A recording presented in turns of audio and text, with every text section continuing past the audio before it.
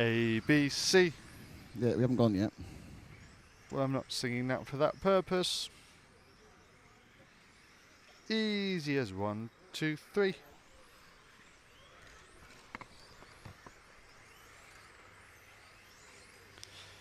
La la la la la. La la la la la. La la la la la la la la la la.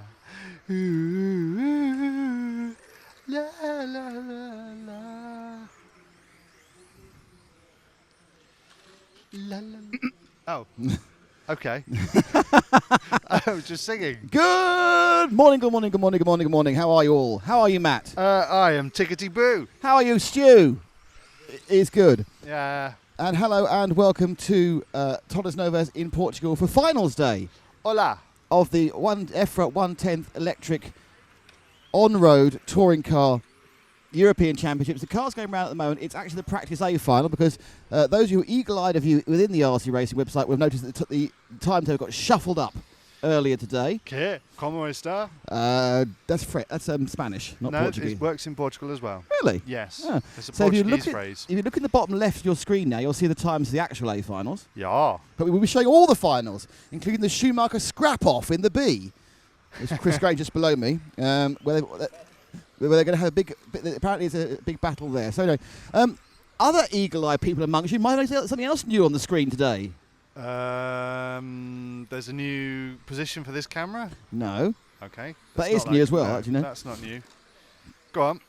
We are now very excited about very excited. this. We had a Very conversation excited. on the stream with our very good friend Jim Skinner from Thunder Power. Jim Skinner. Super Jim from Vegas has joined us, and now Thunder Power are our official electronics partner for this event. Yes. And therefore they are on the screen below. Powered by Thunder Power. Below, Durango and the TC410, the DETC410. Who are our partners for a chassis. Below. Protoform. Who are? Our partners for body shells. And sort of pro-line things and race everything. tings. So thank you. And then on the top right, who do we have? EFRA, the European Federation of Radio-Controlled Automobiles. We do. You can go to efra.ws to get more from them. You can. So that's those why of you, this event happened. That's right. So those of you who enjoying the close-up action Stu's providing on this practice file, we have about 30 seconds to go. Volker is winning it. Harper's in second. Grosskamp's third. Local man Bruno Cahello is fourth. Phil Jeremy Kotoven's fifth. Sudoff is sixth. Kaufman is seventh. Hagberg's not really bothering. He's had a couple of slow laps. Fastest lap times 14.2 in this cool weather for Volker. Will he be playing mind games, Hagberg? Oh no, 14.5, sorry. 14.5, 14.5, 14.7. Hagberg has the fastest lap time by 400ths. Okay. And they've all stopped now as a man sings the stopping almost car like he's song. calling in the goats from the field. Come by. So there's been a few minute break and then we'll start going through the finals. There are only 6 of them because the G finalists rather unsportingly decided not to bother running. 6 times 3 if you're any good at maths. There's only a short break between the first and second rounds running into each other. There's a short break for the third round, which we'll probably fill with camera work. I must tell everyone. I must tell people we're live. Have you got any other stories to tell people? I'm just really excited that we're now recharged by Thunder Power. We are. Can we say we're recharged? Or what, no, batteries. What would be a good way? Would you say we're charged? Charged. We're dynamically powered. So at the moment, actually, all we would need is a radio sponsor. We could get a whole car going. If the DETC410 was actually released, obviously. Yes. Yeah. We need a radio sponsor. Yeah, that's true. We'd have to borrow one of the 2 cars that are here and put in our Thunder Power equipment, stick the Protoform body on top of it, and then ever going to let us do with that. An EFRA license. Yeah. You can barely look at it. No. Never mind, much less run it. And there are some features. Go on. But if I wanted to see a feature about what you can and can't see, as well as an interesting conversation about potential new sport, where would I go, Matt? Well, you'd have to go to rcracing.tv where there is we have a regular feature called Get Your Top Off, and that ran yesterday, and we had Freddie Sudoff, who did take his top off. With the Awesomatics. Yes, a lovely insight into the Awesomatics, which I believe has 2 cars in the A final. They do, Viljovi Kutoven and Mr. Sudoff. Mightily happy with that. I'm sure they're feeling pretty awesome about that. Oh, hey! Thank you for the interaction over the last couple of days. It really has made our day. Overnight we had some stuff. What make of tyres? Asked Paul Rose. They are LRP. If I want to know more about the tyres, where would I go, Matt? Yeah, well, you also go to rcracing.tv. Really? Yeah. There's a super geeky feature where we basically took a cross section. Actually, me and Stu sat up till about 1:30 this morning trying to come up with a good pun-based title for this feature. It ended up just being called Tyre Check. Excellent. But the best title that we could come up with was Tyrannosaurus Checks. That's very good. And it would have been even better if they were Sorex tyres, because it could have been Tyrannosaurus. No, we need to Checks. save that for the British Nationals, where they use Sorex tyres. Fine, perfect. That's brilliant. I'm loving that already. Okay. Now, obviously, if I wondered what happened so far here today, and I wanted to find out a full qualifying report, where would I go, Matt? Full qualifying report. Oh, you're running through what was released in the middle of the night when I should have been asleep, aren't Yes. you? But Well, you also not that release, obviously. Where would you go, Matt? I'm sure you took care of that. Oh. RCRacing.tv, there's a full qualifying report looking at the ins and outs of the qualifying and who came out on top. And can I say good morning to Vaughan Johnson? Vaughan, have you had any sleep since yesterday? Vaughan is an amazing miracle man of Vaughan, amazing stamina. the mortgage assessor from Las Vegas, who Yes. appears to never sleep. Do you think he's perhaps part, vampire or something? He Part sleeps through the vampire. night. It can't just be insomnia. Vaughan, thank you I so think much for he's coming like with us. Iron Man. Do you think so? Yeah, What? he's got like a lab underneath his house where he Mm. works on all his technological things. That's a really good idea. I'm liking that. He'd probably be powered by thunder power. If I had an Iron Man suit, it would be powered by thunder power. Okay. Well, no one's bothered commenting on the stream yet, which is a bit naughty. Honestly. That's very naughty of you. There was one other name that we'd came up with for the tyre feature. The tyre Okay. feature, I didn't really explain it. Essentially, it's not 100% scientific. It's No, like, really? It's like I'd be surprised if anything we got involved with was 5% scientific. Keep going. I'd say it's about 32% scientific. But it's just... is there an announcement you're listening to? No, they were just taking pictures of the A finalist bodies before they start the rest of the finals. Oh, we should have been doing that. I didn't realise it was them. I thought it was the start of the F final. I thought. Yeah. Anyway, Stu got some nice close-ups of tyres from across the pits after one run, because obviously they're using one set per run. So we got the Tamiya, we got the X-Ray, and we got the other one. No, can't remember. Schumacher. We got a Schumacher, which didn't go too well. I've got a Yokomo, Ronald's tyres as well. So you can just have a look at the degradation. We did come up with one other title for that. Yeah. But it would involve us buying a mask that we take to every event. Right. I'm worried about this because that sounds a bit. It appears to me now moving into Channel 4 documentary territory. No, it's basically a wolf mask. Right. And we send him out into the pits. Right. And he's called the werewolf, right? Right. And What's he wearing? He's checking the wear on the tyres. tyres. That's fantastic. Yeah, so we just have the RCTV werewolf who checks tyres. Yes. Where is it, tyres? Okay. Alexander Hagberg's dad likes our link. He's watching us today. Oh, hello. Hoping that his son lifts the Boss championship. Hagberg, how are you doing? Can I ask? Very happy to have can you you with do me a favour, Stu? Ow. Quickly. Ow. Probably after this one. Ow. Stu, can you find a Mac charger from the bag? But after this race, which is the first final about. Not your broken one. No. Just a bit. It's a bit dog-eared. So any minute now, the first of the real finals will start. Oh, what we get to see. Oh, look, Elliot running strangely. You said shut up. This is interesting because what we get to see now is the A finalists Marshalling. So we get to see how they're going to Freddie behave. Sudhoff running in a different way. He's much more energetic, but he is wearing sandals. He is, but that's open toes. I know. Does he know that's that a no-no? That is a absolute nightmare. Could be penalised. He could be, or anything could happen to him. It could have a very small car run over his toes. Not quite so dangerous on this one, but if you want to find out what pets Freddie Sudhoff has, you need to go to rcracing.tv and look at the Get Your Top Off feature. And those of you here, you can find out the names of them. At some point during round 3, we will launch our fantastic Win an MI5 Schumacher MI5 competition. Amazing. We haven't launched it yet because we still haven't worked out what the question is. I think the answers. I think we're pretty close. You just need to get the answers. Yes, we'll explain it all, but you can win a very expensive touring car as with delivered by Schumacher. We're off now in the bottom final. Car 3, the Yokomo, getting caught up there on their Parasol corner. Okay, Stu going to be with the battle for second then, as it goes round onto the main straight. Sprinting away was the green. So a long way away ahead is Fernando Cordero. He's disappeared into the future. Then it's 3 from 2 from 6. So it's Martinez from Mara from Radwanski. And they're battling now for that top position of second in the F final. I cannot see that screen at all. It's the sun. It's the size.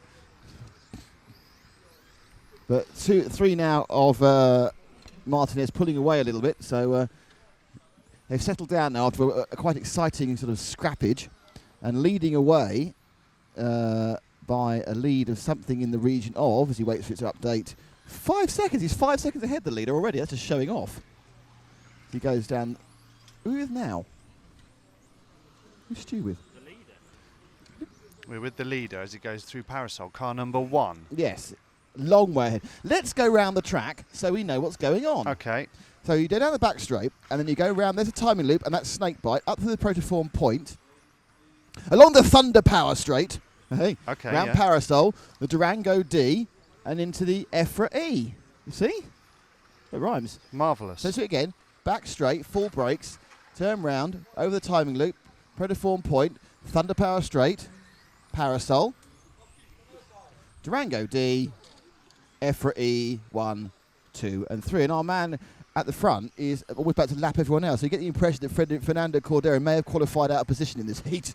And if he's not going to bump up, though, is he? No, no bump up. It's just 3-legged finals for the chance to win a steering wheel-based trophy. Is it? You've already scoped out the trophies. I've seen the trophy. They're steering wheel-based, and we are kind of 2 minutes in, and our leader is now 7 seconds ahead. He's doing lap times between the second and 3/10 of a second faster. There's an exciting scrap going around the Durango D at the moment, Stu. He's got it, I think. He has got it. Because it's got the leader, but the leader's lapped them all. So let's follow the 3 cars who are battling behind the leader, because they might be doing something interesting, as they're a lap down already. And they are machines number 7, 0, and 7, 4, and 0. 0 crunks it. And they were Silva, or Bizico, Silva, and 0 was Corella, but he's dropped down now.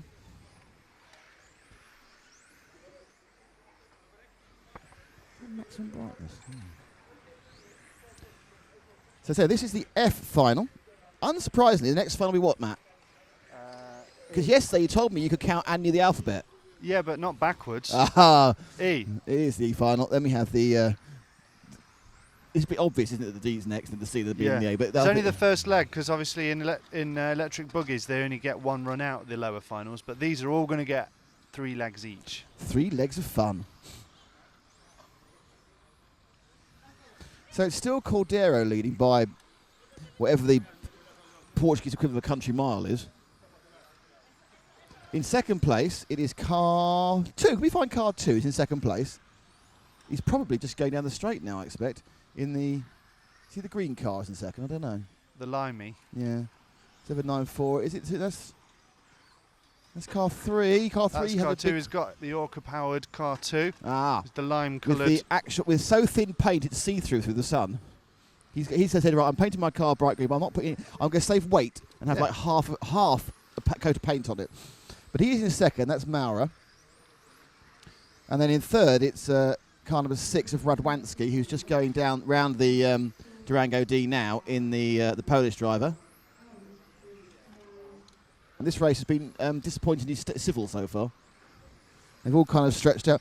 These bottom five, this is the bottom five. This has happened. You've got people who are completely out of position. They had a really bad qualifying, but actually quite quick, but found themselves in the bottom final. Yeah, well, lucky for us. Good chance for us to get our eye in, really, isn't it? Yes. And just for the sun to move around so we've got some shade so I can see the output. You're not missing much. Am I not? No. It's not a big one then. We have a big job to do in between the finals, though. Do tell. We have many people to induct to the RC Racing TV group on Facebook. I want to get them in there as well. And of course, the RC Racing group on Facebook becomes uber important later in the day. For it is your methodology. It is your pathway. Your pathway to a free Schumacher MI5.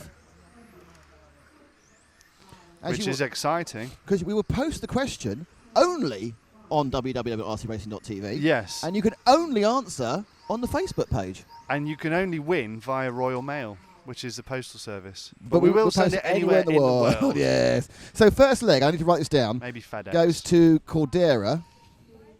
So Cordera wins. So it's 1 from 2 from 6 from 5. I need you to talk while I write down 1 from 2 from 6 from 5. 1 from 2 from 6 from 5. 1 from 2 from 6 from 5. Right, so first was 1. 1, yes, from 2. Second was 2. From 6. Third was 6. From 5. 4. So the first 2 finished in... Pardon? Well, you said you had to go and charge some batteries. Okay. Bye. Which battery are you charging? All the camera batteries. Ah. Okay, so we are here. You are watching. Hello, everybody. And Merv says, I can comment on the stream if you like. Thanks, Mr. Wignall. We have a comment from Merv. Where are Australians? Surely Australians have got up for this, haven't they? Or stayed up for this, because it's the afternoon over there. Where are people watching in Japan? We had people watching in Japan yesterday. Where are New Zealanders? I know there's plenty of you. Please, tell us where you are. There's about 40... There's a few minutes for the main finals. We'll be very chatty until we get to the top 2 finals, won't we? We chat. We're like a ladies' coffee morning. In so many ways, actually, because you're wearing a skirt. I promised you wouldn't say anything about that. Well, you know, I think it's important. We're going to accuse Elliot of running like a girl, you know. So, scratch my leg there. That's a bit of a problem. Now, where's my blimmin' mouse gone? I can't see a blimmin' thing on this screen at all in this sun. Here we go. So, someone wants to be my friend. We have many people to induct, but I'm not going to induct anyone until Matt's ready to do it properly. And he's doing charging of batteries. So it may be the next final. But if you want to become one of the people who gets a personal greeting and induction into the RC Racing TV Facebook page, you just go to Facebook, you type in RC Racing TV in the search bar, you click, I want to join. You can't be a fan. You can't like us. I'm pretty certain you don't like us. You can't be a fan, but you can join our group. And we will look forward, and we'll be welcoming you all in with open arms in a few minutes.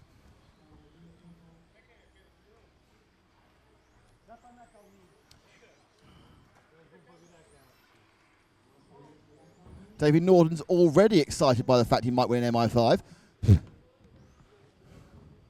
not actually sure it's the kit form or already built or the full built one. I'm not sure. I haven't actually asked Schumacher what we're getting, but we are very grateful for them. And there'll be a number of Schumacher giveaways, as there will now be a number of Thunder Power giveaways. Our new powered by sponsor. Thank you, Jim Skinner. So we are powered by Thunder Power. We are driven around by Durango with a DE TC410, and we are looking particularly attractive with our bodies clothed in the bodywork of Protoform. And we're here thanks to the auspices of lovely EFRA people. As Matt is searching through very bags for particular connectors to charge things up with.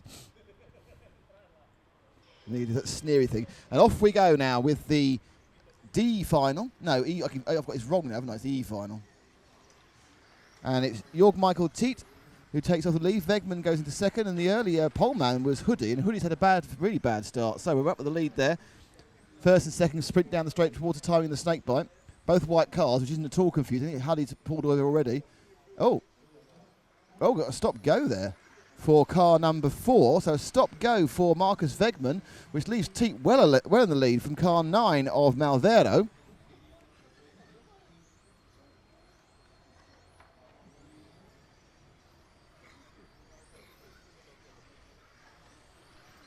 In third, it's Alves. Wegman's rejoined in fourth. And it's Pierre Delorme who's taken the lead in the number 5 machine. Tiet in second. So Delorme leads in 5.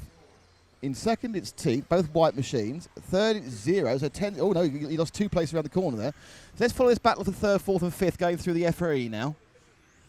They go down the straight, and that is Alves, Wegman, and Rascal, but not necessarily that order because there's some overtaking going on a minute ago. And in fact, they're already dropping. The front 2, 4 and 6 have massively dropped 10 in that one. Nice bit of a tail action from the 6th machine of Rascal.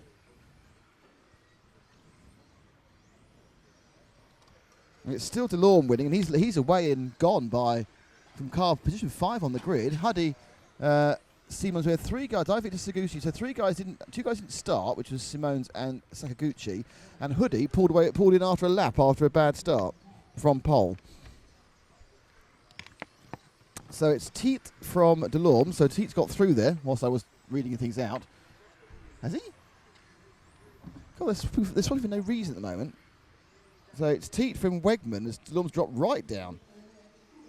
So it's 2, The battle really is the battle now between 5 and 6, which is going around Durango D now, which is earlier leader Delorme and Matthew Roscoe, and they're now nipping down the straight. Roscoe harrying Delorme as they come now into the snake bite and switch to the timing beam. They're coming up now to the right hand at the protoform point, up the Thunder Power straight. And now looking to get that's not going to be... No, you got to wait for that one. And in doing that, they make the 7 nip through, so suddenly to third place we go Bartosz Poczupin from Poland. So the battle now is his 3rd, 4th and 5th battle. First 2 are away and gone. Poczupin there benefiting from a slightly over-optimistic attempt to overtake by car number 6 on 5. So it was Rascal on Delorme. So Rascal now is right up Delorme's backside again, and this time I might be able to overtake without hitting him. But it is quite hard, this track, as you close down the corners. Oh, lovely little bit of backing the car in from Delorme, who I do believe actually has the thinnest paint I've seen so far. I can actually see the entire workings of the car in certain parts as he goes around. Hopefully you can see it on the screen. There are some very, very thin paint jobs here. I'm not sure they were close to the weight limit or something, but they really have just not even bothered putting 2 coats of white on it.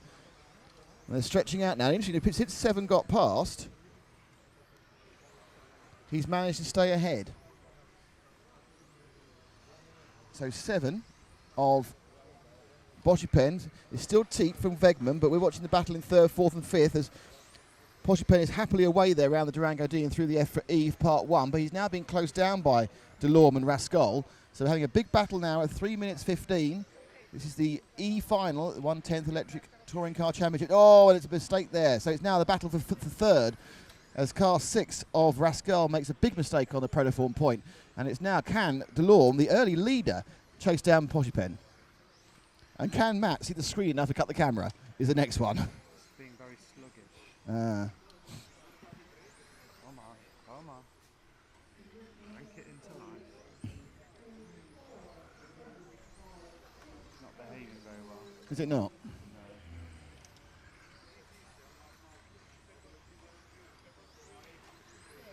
So it looks like it's settled down because it seems that out in front is Teat from Wegman. Teat has a 4-second lead, and Wegman's 3 ahead of Poczupin. Once he got through, has been able to hold that lead as he goes to the point now, just ahead of Rascal. We're down to about 40 seconds to go. No one else is particularly close as far as I can see. I'm just checking the leaders, and they're not. So let's pick up the leaders. About to come through Parasol. Car number 2 of Jörg Michael Teat, the Estonian driver, the only Estonian here, also took part in Reims in the 1/8 Rallycross event a few weeks ago. And he now has 1 more lap, I think, after this one. So this is his last lap, and he will pick up a win in this, the E final. Whereas we sit around going, I really don't think that parasol's in the right place, he's saying, because I can't see a thing.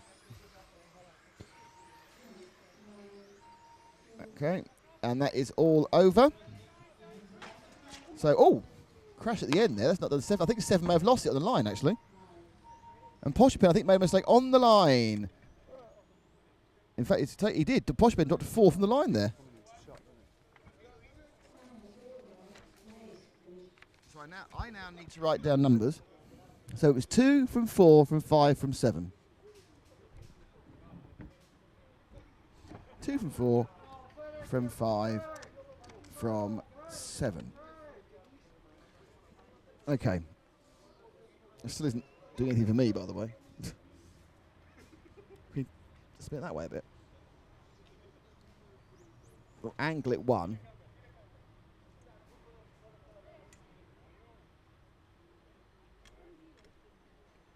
Turn it. Oh, that's much better. No, it's going back the wrong way again now. You covered the shot. Yeah, I realise that. We need to turn it round slightly. Now suddenly I can see again, which I couldn't do till then. We are out in the open here, out in the blazing hot Portuguese sun, swatting flies. Right, are we ready now for some welcomations? Which isn't a word. I think there's so many of them, we're going to have to split them up, aren't we? Yes, we've got a... Has the practice final already been on? Yes, Yeah. the practice final was on Volker 1 and Hagbird isn't time. Watching for Long Beach, California. Wow, that is 2 in the morning. Have you put a battery in that camera over there? Yes. It's not on though, obviously. No. Well, amateur. What? Americans are interested. Should have taken John Hindhoff with you. Interesting how he copes with live action. Merv, we are taking John Hindhoff with us, aren't we? to the next event. I am. Well, he's getting himself there. But yeah, he's going to be doing 110th IC, the final event of the year from the Storing in Austria. Storing will have John Hindhoff giving you full live commentary. And don't forget, he does live rather well. John Hindhoff, Matt McCallum and Nathan Blair do The Human Tripod. 10th IC. It's quite good, that sounds quite exciting. Oh, Willie White wants to know, are EFRA officials excluded? No, EFRA officials are not excluded from the contest. If Willie wants to win a MI5, you can, Willie. If the only people who are excluded are me, Matt, Stu, Paul, Ollie, who else is excluded? Nathan, Frank. Is that the whole team? James. And all employees and team drivers of Schumacher as well. Yes, that's true, yes. All team. Well, no, not all team drivers. Okay, all employees. Yes. Factory drivers. Yeah. Well, on the people on the payroll. Yes. Essentially. Yeah, that's a good idea. Well, hang on, we're missing a chance to introduce people. So the first person who's in is Daniel Tan. Daniel Tan. Hey. Hey, Daniel, how are you doing? Thank you for being with us. Thank you for joining. Oh, he's got a cute little kitten. Did he join in the night? I'm not sure. He's from Queensland. Okay, so we have some Australians again. We do. Daniel is with us. So Daniel is in. It's awesome news. Hello, Daniel. The next person we're bringing in is Bob Carlos. Hey, Bob. How are you doing, Bob Carlos? Bob Carlos he's quite neutral. He's in California. Awesome. No, he's studying in California. He lives in Hawaii. Now, we're just showing off. Frankie Bob, suddenly you're not quite so welcome as you were. Yeah, Hawaii. Okay, you got any races you want covering? We'll be there. Yeah, that's right. And we'll do football as long as the score is 5-0. Hawaii. 5-0. Yeah. All right, thank you. Our next inductee is Dan Maha, or Maha. Hey, Dan. Hi, Dan. There's another Dan. 2 Dans this morning. And this is Dan from, I don't know so far. Okay. Detective Damon on the case. I believe he belongs to the Canberra Off-Road Model Car Club. So he may be from Canberra, the capital of Australia. Australia. So hello, Dan, capital of Australia, man. That's awesome. It's brilliant to have you Dan with us. Is now Thank you, us. Dan. You have enriched our group. I think Dan's the 1700th member as well. That's brilliant. So that's probably a good point to... yeah, we have to stop because the race is about to start. Yeah. There are many more to induct later. It's really interesting how far back on the straight they start, isn't it? To give them a chance to get a lot of speed for the crash at the first corner. Yeah, there's no advantage turning into that first corner because you're all halfway up the straight at least. Having a crash. No crashing, thank you. Bart says, since Mr. Heinle's not there, we can sing show tunes all day. It's true, he does stop you singing show tunes. Does he? Obviously, Bart must be a member of the collective as well in Midweek Motorsport. But yes, I get banned from singing show tunes. It's very sad. Okay, we're about to get underway with the D final. And it's a very clean start. Well done, D finalists. And they go underneath in order. 1, 2, 3, 4, 5, 8. Well, so it's Borowski from Martino, from Enriquez, from Favel, from Silva, from Vigneron, and Carlos Mosquito Paquita down in 7th.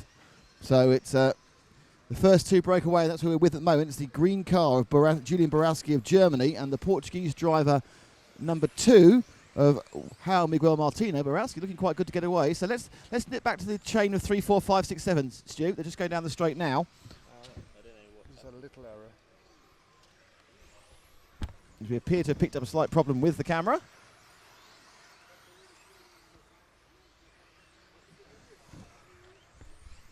We're back. Okay. Just put it into playback mode. Okay. Fat-fingered Stu. So we're looking at going around the podium point. It's 3rd, 4th and 5th.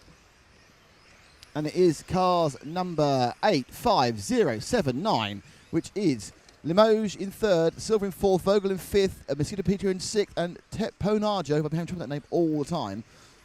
They are catching up. 1st and 2nd are away, and that's Borowski and Martino. In fact, 3rd's away a bit now. They're all going very processional, this one. Come on, have an accident, someone. It's what we live for, isn't it, Matt? No. No, it's not. Okay. I live for good racing. And entertainment. Thank you. A balance. Can we have a healthy balance, please? Healthy balance meal. So let's drop back one, because there is a battle for 4th building up now between the yellow and blue and yellowy cars. Is that 4th or is that 5th? Anyway, the cars are going around the timing loop now, these 3. I think that's quite a long way down, but I think I've mislaid. But actually, hang on a second. 3rd is condensing on the Durango D there. The number 8 car of Limoges is catching up Miguel Martino quite rapidly. Away and gone is Borowski, the German. But it is a chance now for the 8 car of Limoges to see if he can just get a little bit closer to the 2 car, which I believe is a Schumacher. Just 'cause I think I remember the paint stroke from qualifying, of Martino, the Portuguese. So it's Frenchman, Limoges. And now also quite not far behind them is Helder Silva Portugal. So they've all kind of calmed down and began to catch up. And it looks like Martino's got himself, as he puts his back out there as he flies around the Durango D, hits a bit of curb coming to the EFRA, and then whittles down the straight. That's a particular word you can do. Around Snakebite. Up the Thunder Power. Round they go. So again, that's it look like it's getting close. Now the only battle now is between 4th and 5th, which is on the straight now, Stu, and that is car 0 of Vogel and Silver, and they are very, very close. They're coming to the point now. Silver holding back Vogel. Vogel looking to get up the inside 10 car, lost a bit of time. They up the inside there, trying to get around Durango D. But and he's tipped him, but he didn't go round. And Silver there, holding the lines tight to keep Vogel behind him. Vogel has a slightly quicker car, it seems, but Silver, if he sticks to the actual line, seems to be able to hold him back. And is this the case we're going to see in all the finals, where getting past is very, very tricky? The boys yesterday, top boys said there's plenty of curb to use. You might be able to get past, and suddenly Silver concentrates, puts his name down on the position and tries to get a bit of a lead back over Vogel. Vogel now through the point. And it seems actually they've managed to both speed up, and they're actually dragging themselves closer to car 8 of Limoges. Oh, there's a crash in there. Oh, no, let him. Oh, that was a bit. And that's all called because the mistake there was made by car 2. So the mistake, sorry, car 5 made the mistake, and he's basically Silver made the mistake, and he kind of scrapped up everyone else, and Limoges dropped back. It's all going on now. Limoges still 3rd, Martino 2nd, Borowski is in 1st, but it's Silver and Paquito and Vogel. They're all coming past you now. So the yellow car is Silver. The yellow, red, and blue car with a minute to go is Paquito. And then the car behind him, of course, is the red machine of Tepanojar. So it's all happening here in the minor positions, and some interesting cornering there by Dominic Vogel. He's just basically taking a line and hoping there isn't a car there when he gets there, which is that doesn't always work, but might lead us to some more action. You never know. There are 5 cars now running in parallel behind each other, but they are only battling for 4th, 5th, 6th, 7th, and 8th. Those points may be vital in these 3-leg finals. Best 2 to count. Everyone gets 3 legs here. And we're down to the last half minute. And suddenly 5 gets away. So Silver concentrates well, puts his power down, gets away, and then behind him the battles are still going on with our friends at car number 7 and 9.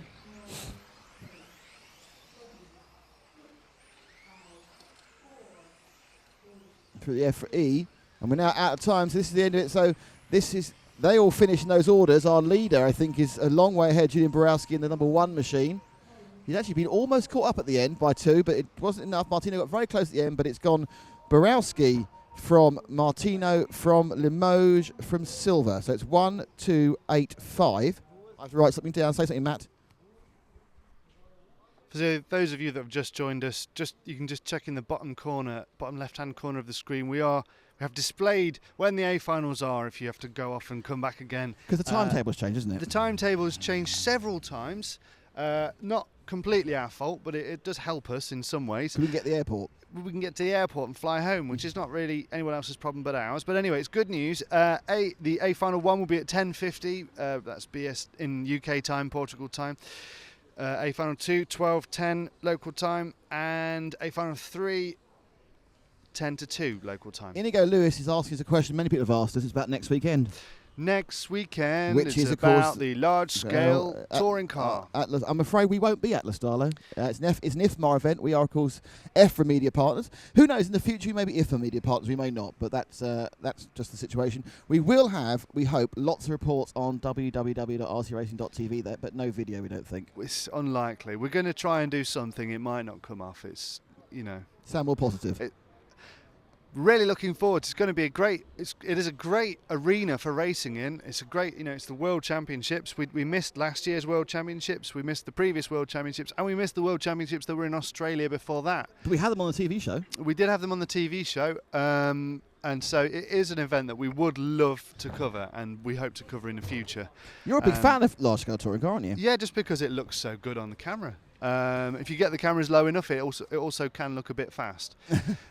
If you look at it from above, it looks quite slow. But it's a great class, and we really love it for its realism. And the fact Excellent. So, yes, I just want to say that we unfortunately, it's a bit too late for us to be here now, but we are available to provide this live streaming. And I'll say this because Joe Santos, our friend from Dubai, has turned up. Say, great coverage, guys. I'll be talking to you, Joe, on Monday when we get back home. Hi, Joss. Joss, sorry. Joe, it's Joe. Joe Santos. I know the sun's in your eyes. So, but... It wasn't Joe that was talking to you, though. It was Joss. Was it? Anyway, good point. Thank you. Indigo as well. But, getting back to the point, we are pretty much able to do this live stream anywhere in the world. If you have an event you want live streamed, provided we can find the finance between us, or just from you, we'll be there. Yeah, why not? You're pimping us out now, aren't you? This is full-on pimpage. Well, our last event is in 2 weeks' time, and then Yes. we have a very blank calendar for a while. Apart from you, you're going to the Worlds in might be not. with our friends at Neo Buggy. Who knows? Might be not. Don't know. So, Darren Mason's crashes are good. Look at NASCAR, no skill there. We do like the odd accident, and not in the final, obviously. Yeah, and obviously with these crashes, nobody gets hurt. That's always a positive thing. They can be entertaining without life-threatening, apart from the marshals. I don't but then believe again, there's no any one's life-threatening accidents in an electric touring car. No, I don't think so. Unless a small squirrel The runs worst across the thing I've track. ever seen is someone, which is quite painful. He dislocate his ankle marshalling.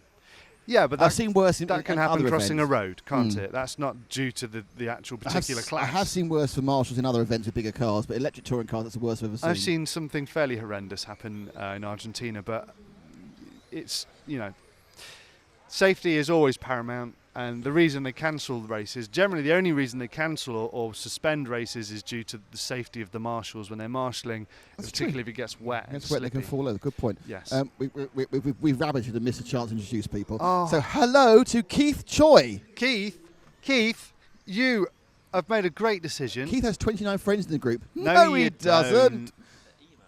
He is from Sydney, Australia. It's rcracing.tv. TV. www.rcracing.tv. It's on the banners. Yeah. We are live.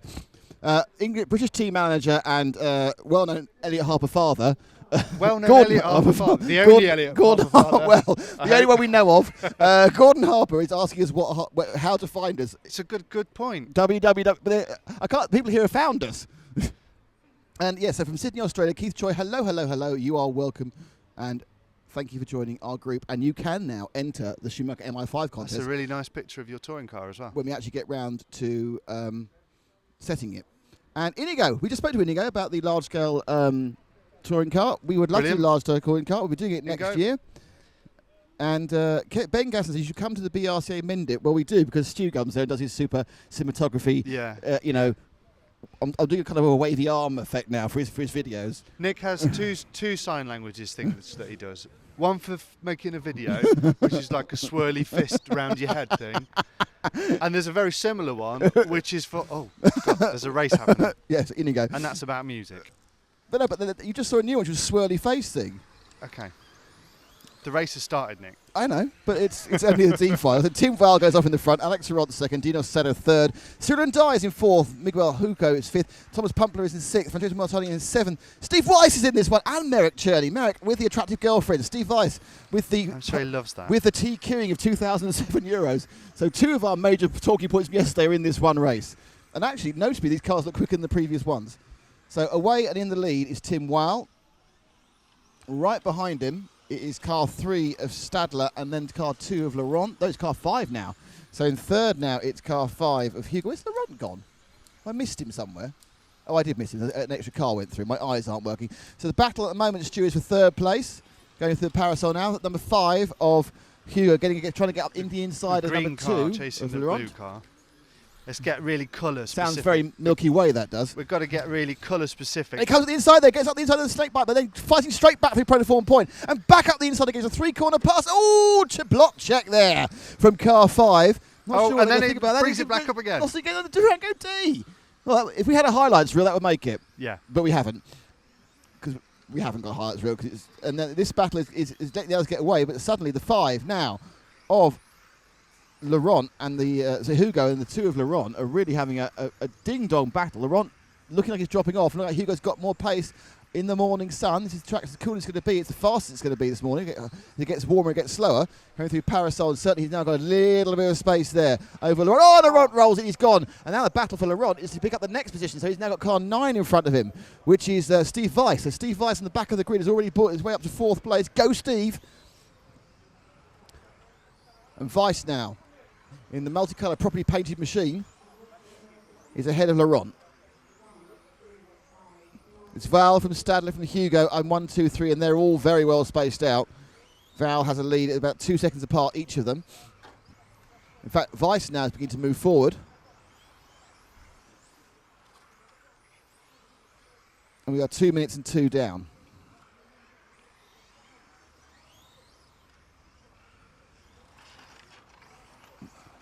It's car 3. The second place man landed on his roof, skidded for about half a minute, then got going again. But anyway, we're now looking at the battle for... We've got a 4-car train, I think. A 4-car train? That's very exciting. And they're going down the bottom of the timing loop now through the focal point, and that is the car coming towards you now. Up Thunder Power Straight is car 0 from 7, from 4, from 3, which is Merrick Cerny, Francesco Martini, Cyril and Dye, and Jose Alberto Carvalho. I'm sure that Martini and Dye didn't expect to find themselves in the C final. Now they loop forward again, up through the Thunder. Oh, mistake on the Thunder Power Straight there. But and it's big problems there for car number 7, who just got almost like he was running on oil for a second. And that's Francesco Martini. Anytime, any place, anywhere, you'll find his car on the track. So hopping over there, it's the 4 machine. In 7th place, Vindai. Let's try and pick up our lead at car 1. He's a long, long way ahead. I he's probably actually, I don't know if he's in traffic, he's just got himself nicely ahead. Is he coming up here? Is this car 1 now?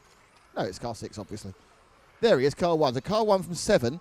That's a lapped car. So it is leading Tim Weil, the German, leading the C final in the European Championship here in Portugal with EFRA, with Thunder Power, with Durango, Team Durango, and with Protoform.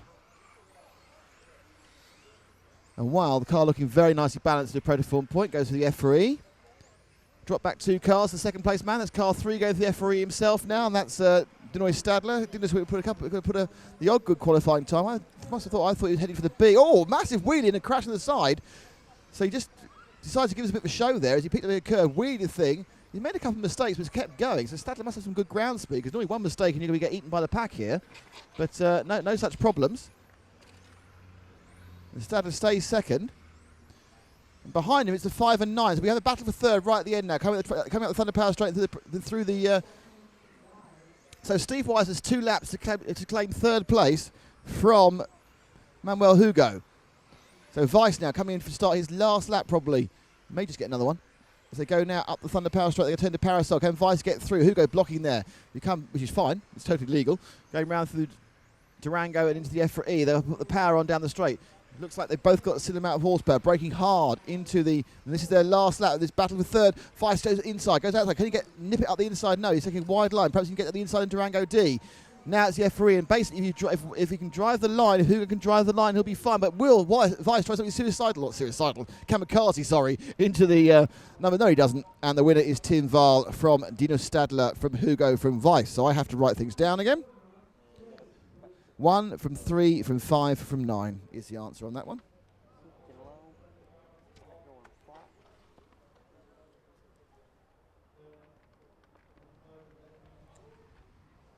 So Weiss there, up from 4th to somewhere else.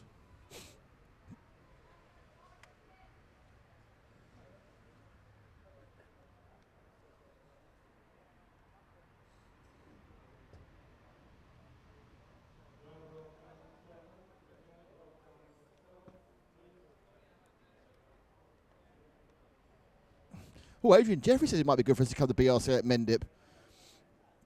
Adrian, you can make it happen, though obviously you need to make internet happen as well in Mendip. I'm not sure if that's possible. Do they have internet in Mendip? Well, obviously have it in Mendip as a place in the West Country, but whether they have it in... I'm not sure they do. But we may have a solution to that coming up for next season, perhaps even later this season. We could stream for half an hour. Let me say we are investigating a completely mobile internet solution, And we are testing that in 2 or 3 weeks' time. And if it works, we'll be able to do it anywhere in mainland Europe, 37 of the states of America, large parts of Africa as well. But they haven't mentioned the cost yet. On safari. That'd be quite good, that, actually, wouldn't it? Right, we need to we need to take advantage to welcome more people in. Get him in. Let's get them in. Come on in. Pat Wayne Gacy, good luck. Elliot, Chris and Colin showing the Brits can race the best. They can race the best, but 2 of them are in the B final. So let's welcome in Corey Broadstock. Hey, Corey. That sounds Hi, like Corey. an American name. It does. And he's an X-ray driver. And he's from the Team USA. No, you're wrong. You're wrong. He's from Brisbane. Okay, sorry. Another super Australian. Apologies. Hello to our friends down under. I think at the moment we can't even talk about the cricket because they're doing quite well this time. Are they? Well, Yeah. we can talk about cricket for them. Mm-hmm. Next, we have Kevin Kreft. Kevin, I'm not sure when you made the decision to join us, but it's very, very appreciated. And we're really, really glad that you're here. He's got some sort of secret pictures of his thing. Maybe he's developing something. Maybe he's doing something I secret. think he's German. Is my guess. Wow. Kevin, you may be German. If you're not German, I apologise. Like if you're Austrian, for example, or Swiss German. But Kevin, you're in the group. You're one of us. You're 1704. We are trying to make 1750 today. Never going to happen. So we need all your friends to join as well. We're on 1703. We've got a few waiting, but we need to get a bit higher. So our next potential member from Great Yarmouth. We went to Great Yarmouth. Craig Howard. I was born in Great Yarmouth, so Yes. this is a special moment for me. It is, isn't it? Yes. Craig Howard. Craig, Welcome, welcome, welcome, welcome, welcome, welcome. you have just improved the group. By It just got better for everybody, not just for you, but for everybody. And now you can comment on the page within the group and tell us. now, tell us things. ISO Honda ISO Honda. Hello, ISO. is from Switzerland. Brilliant. So will he be taking a trip down to Lestado to have a look at the IFMA 1/5 TC World It Championships? depends if large scale is his kind of thing, really. Is large scale your bag, ISO? We need to know. But you're in. You're in. You're Welcome, ISO. And our final inductee for this particular break between the finals is Paul Ramsey from Brisbane, Queensland, Australia. That's our second Brizzy person. Wow, this is amazing. Thank you, Brizzy people. Thank you, Paul. Thank you for joining us. Hope you're enjoying the broadcast. And we are building up to the A final. We're building up by having the B final. So this is the big battle This is the between B the final. Schumacher drivers. Oh.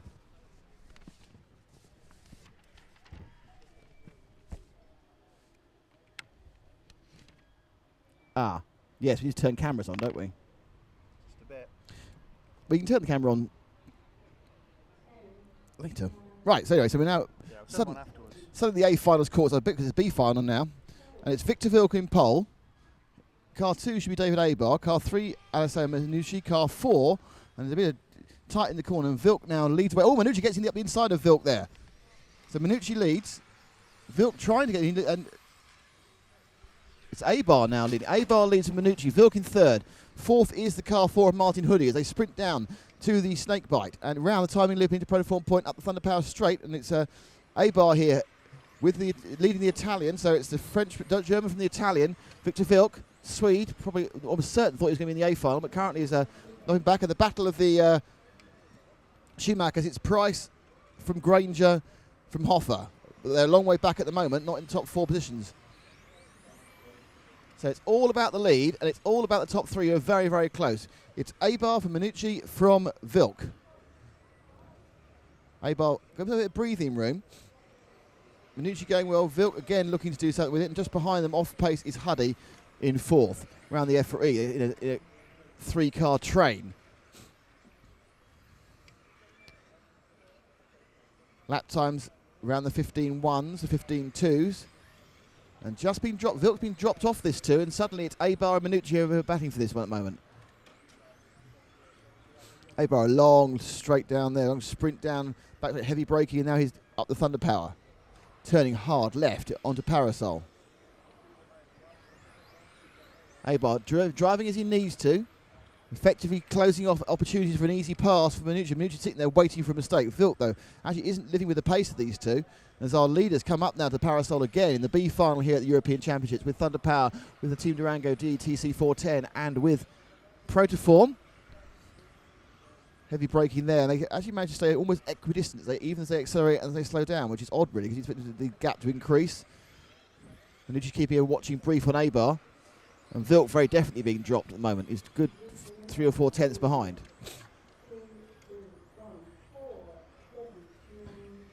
Taking as much curb. They're very low curbs here. It means they can take a lot of curb and not unsettle the car too much. There is a point, certainly here, as you come just into the EFRA, where you catch that curb, it can really unsettle you. These two are glued together at the moment. Manucci looking for a mistake, bit more racy now. 2 minutes and 5 seconds have gone. 2:55 to go. 10 laps of 20 are down, so actually much nearer half time, 2:20. And sprinting down the straight. Manucci. Abar had a good lap there and pulled out another 2 tenths of a second. Goes on brilliant. Manucci now just losing a bit of gripping, drifting wide there onto the Durango. I tell you, Wilk now comes back into play in the battle for second. And suddenly, it's changed around and Abar's got away and Manucci has been sucked back into where Wilk is on the track. So, a couple of bad laps of Manucci and a couple of decent laps of Wilk. And Wilk's now looking more likely to be able to pick up second than Manucci is to pick up first. Down they go. Oh, and that was Manucci's excellent. Then Wilk now has got second. Can he hold it? Manucci just clipped the inside of the protoform point. And now he's going to have to try and get the place back again. Just a little bit of pressure, just trying a little bit too hard to keep the door closed. Let Abar get away from position 2 on the grid, though. And Abar should now find this relatively easy win with about 1 minute and 40 to go. So we've got about 5-6 laps now. And Wilk now again, it looks like Manucci's car's not running quite so well as it warms up and it runs to the lead. But it looks like Wilk now can hold the position. He was being dropped earlier on by Manucci, but Manucci still thinking about whether he can get back in that second place. The Italian behind the Swede. Tamiya driver, the Swede. I think Manucci's in the next race, but don't quote me on that. So they go around the bottom corner. Snakebite, come into protoform, up the Thunder Power straight. So we can see how much droop they're running at the front because the cars lift up under the huge power as they push them down with these high-powered motors and high-powered batteries and a little bit of timing in there as well for good measure. And Wilk now looking like he's going to hold this one for the last minute or so as Matt goes off to turn cameras on for our A final coverage we'll see on RC Racing in the future.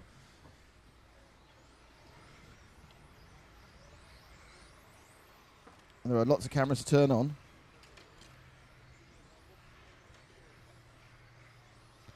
But it is, as close as you can get. Now, oh, he's done it! Suddenly, a little tiny mistake by Wilk, and through goes Manucci there. Wilk took too much curve trying to block him going into the parasol. Manucci's back through in a second. Abar is way gone now. He's something in the region of 3 seconds ahead. As these two, and it does it again. They're just, the only way you can get past is going really, really tight. He gets scumbled behind that. And Manucci now, with just one more lap after this one to go, this is the penultimate lap, will be able to take the win.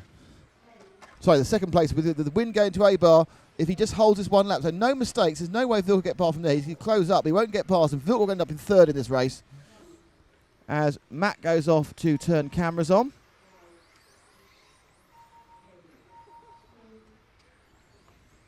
And we are over, and the result is, the winner is David Abar wins that with Manucci in second after a good epic battle there with Victor Wilk. And it's Martin Hoodie ending up in fourth. Colin Price was fifth. In sixth, it's Christopher Crapup from last on the grid. In seventh, it is Granger.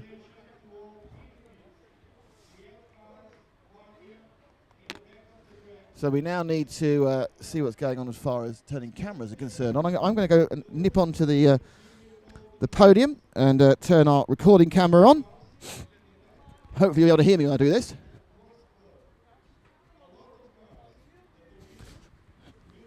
So let's see if we can do this. There's a bit of a few announcements being made. I walk up the pits behind our top drivers. I'll be groveling around the feet of one of them at least.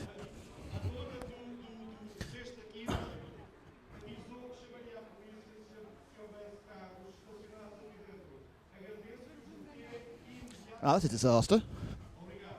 There's no card in that one. No, so we are having a bit of a camera issue, which is quite fun.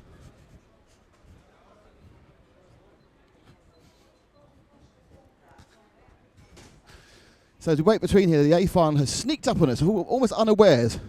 We weren't aware there was going to be an A final.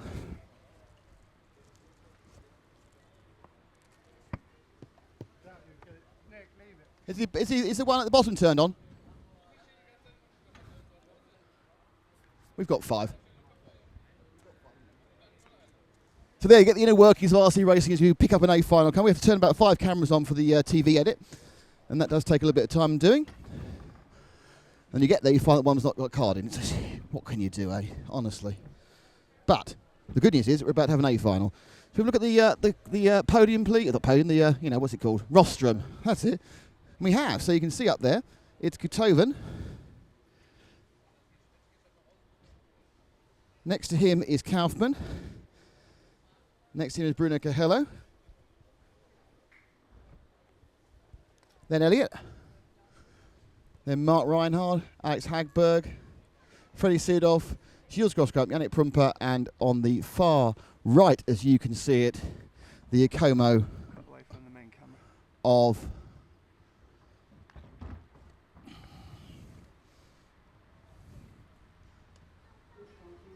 Ronald Volker. Track opens now. Chris Granger skulks towards us. Colin 1-0 to Colin. Martin third, though, as we predicted. So you see the Schumacher-Internecine battle there in the B final. And Martin Hoffer already with a sense of humour failure, so who knows what's going to happen next. Oh dear. Looks like we're getting some introduction-y parts.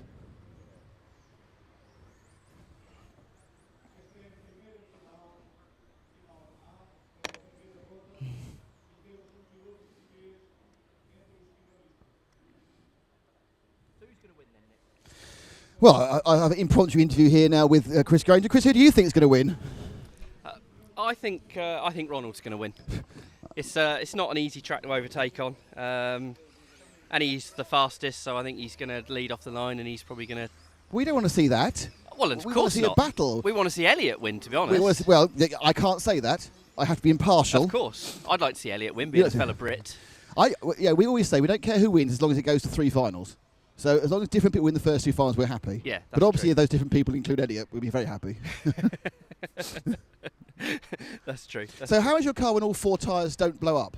It's not too bad. I mean, it's not bad. It's just, we're missing sort of a tenth. That's it really. So it's not too bad. But anyway, I better get it. You better get it, Marshall. We got to do commentary and stuff and everything, and work out why we managed to forget things. But we are now ready for the first A final here for the European Championships.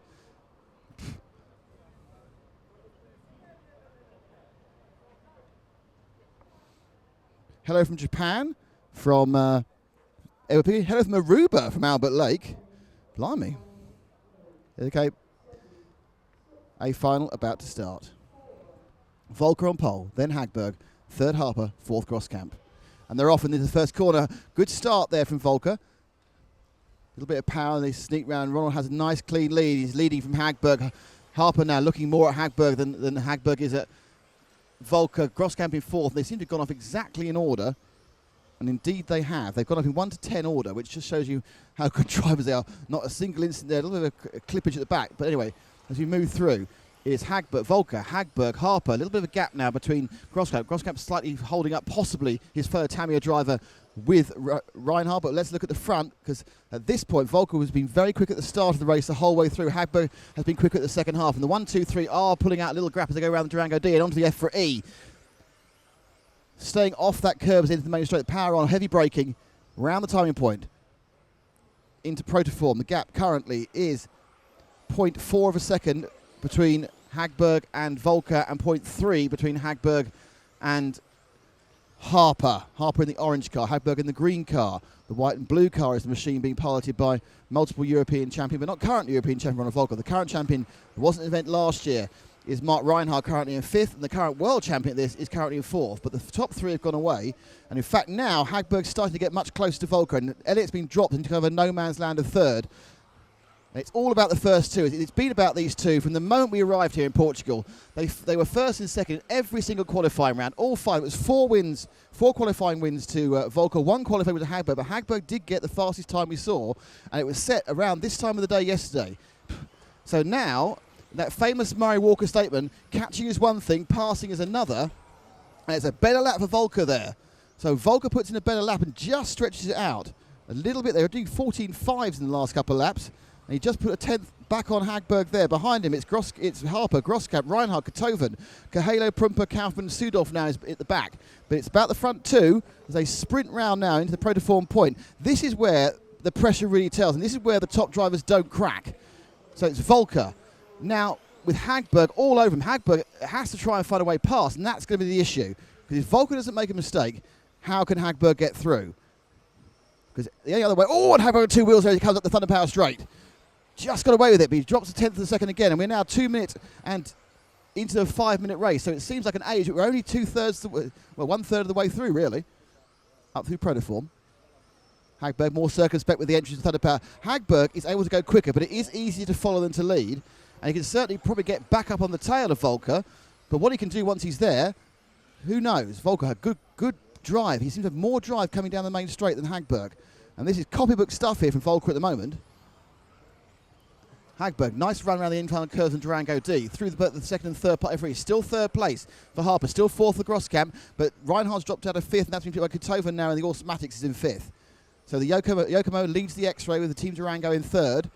This gap is, just too wide there. Hagberg makes a small mistake on the Durango D, and he carries that mistake into the first part of the E, and this is a good lap for Volker, and Volker now breaking slightly away and has a lead as they come around this next 14 laps, so it takes almost exactly 2/3 distance through. That lead is now 1 second, and you can see the gap stretching. Harper still not making an impression either of them, but Volker picked up another tenth of a second. He's picking up 10th, a 10th, a 10th. It looks like Volker's going to have, barring any sort of error, he's going to have this one in the bag and take the first leg and the first third.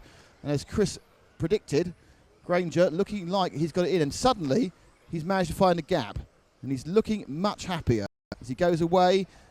Harper equidistant behind. Harper in a way slightly being picked up by Groskamp, but I don't think anything that's going to matter too much.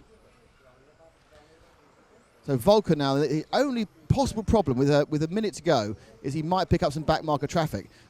Good luck for Hagberg, got a bit closer in that one. Picked up half a 500th of a second, but he's going to need to do something quite remarkable if he's going to get past him in 3 laps.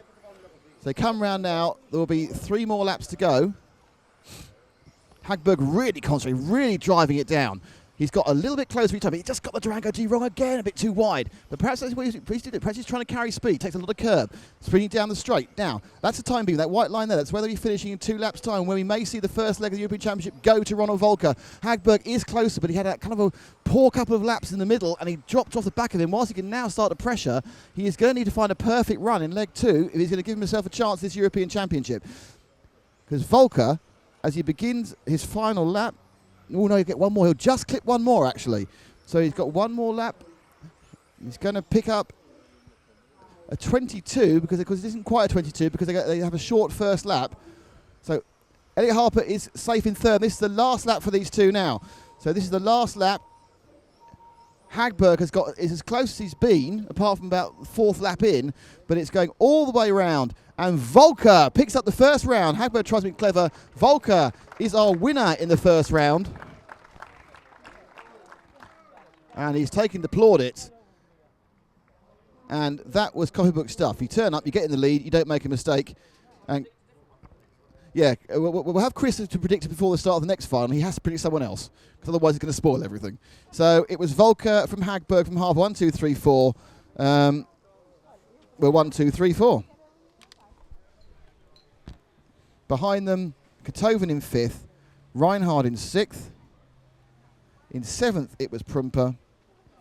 In 8th, it was local man Kahelo. And in 9th, it was Kaufmann, and Sudolf didn't make the trip, stopped after a lap. So he had a problem, obviously, with the car. So up to round 2 now. So we are now we'll start after a very brief gap. We're going to go straight into round 2 of the lower finals, and straight with, I say a very short gap. It's not a very short gap, actually. It's about 20 minutes. So during that 20 minutes, I may go and put a card in the other camera. Would that be a good idea? Where is Ronald? Let me go and see if I can find him. Let's go and see, yeah. A little chat with Ronald. I'll see if I can get a chat with Ronald. I'll take a card with me, so I'm going to come back twice. I'll see if I can drag him on the track. See if we can find you, yes. Drag him on track. He's not gone back to his place already, has he? I hope not. He's probably gone to change into his flip-flops or into his marshalling footwear or whatever it is. He would need to do that, yeah. I was warned there for walking a bit too close to the brook marshalling area. Where is he? Has he run away already back to where he lives? Ah, here we are. He's at the far end, isn't he? I can see him. Hang on. He's at the smelly end of the pit. So That's why there's That's why there's so many flies. It smells very farmyardy. That's why there's so many flies. He's putting his radio down after the attractive shout I gave him there. Comes back with a Man Coke, a Coke Zero. So you got Ron. Just walk up this way because we obviously need to get everything on camera. He's jogging. He's jogging. Look at that, man. So excited he's jogging. We can see you. This is good. That's good. Okay. You found it. Ronald, I think if someone looked in a textbook and they said, what is the textbook way of running a final, that was it. Well, it was a very good final for me. Really happy to win the first one because Alex put a lot of pressure in qualification and in final practice, so I'm glad to get it. Is the track very similar to yesterday or has it changed again? It felt similar. It's just a little bit cooler now, I think, because we ran now at 10 or 11 a.m. But it's quite similar, I think.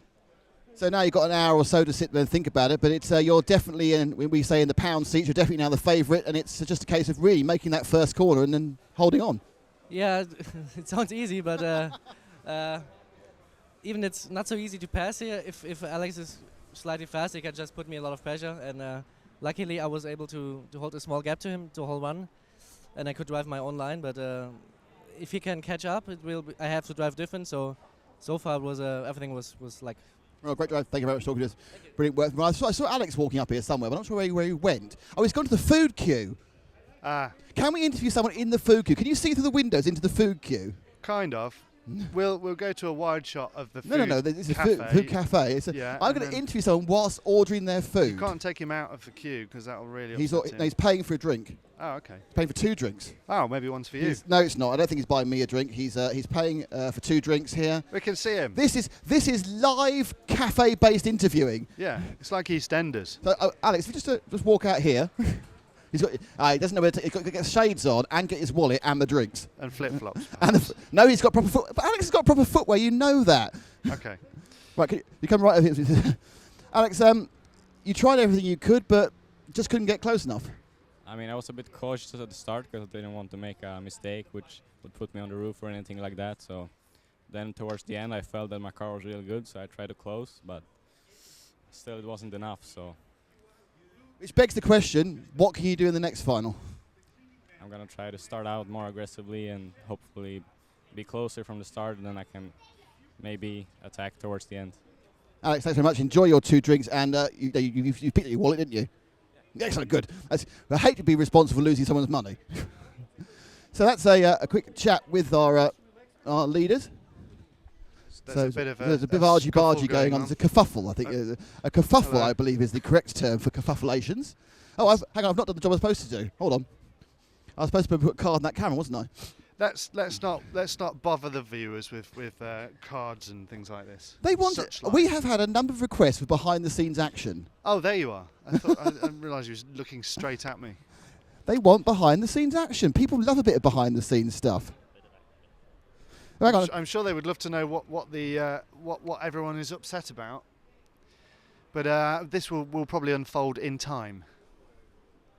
It's probably not good for us to film a possible fight. a slight disagreement, I think you'll go for. I'm breaking it. I'm going onto the roster, even though the plastic button says I shouldn't. I can see Javier and the timing man. Okay, well... You Phil? No, let's... There you are. You're very tiny on the picture. Oh my... Oh, zoom in then. Zoom into me. Do you remember yesterday we needed just a couple of minutes just to sort a few things out? Yes. Okay. That was one of them, wasn't it? Yes. This is difficult because this camera has them at the bottom. We'll be back in a second. You can watch what I'm doing.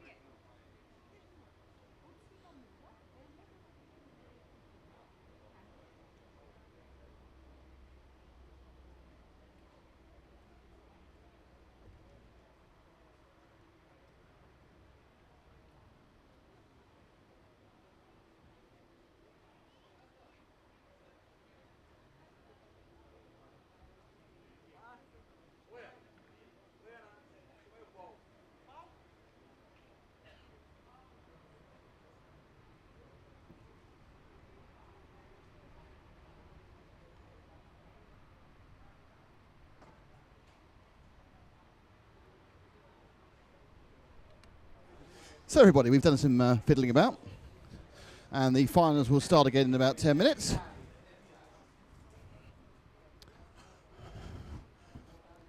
So we're still doing a little fiddling about. Matt's sitting down. He's looking attractive.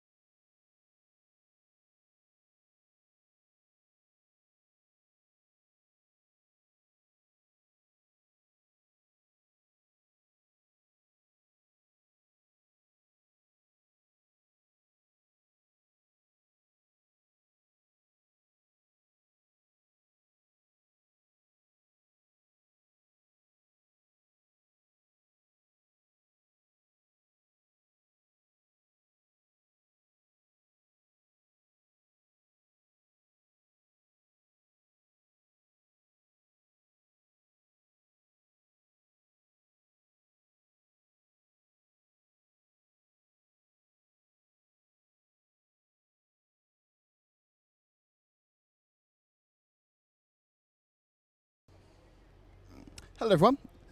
A bit of a production-y based meeting type thing. Actually, it's not strictly true. Actually, Matt sorted loads of stuff out, and I went for a comfort break. So I'm trying to big up my part in the system here. Marco Hugus, he might want to answer this one. He says, Nick, can't you do RC flight coverage like you guys do at the Euros? RC flight doesn't get much camera attention at the moment.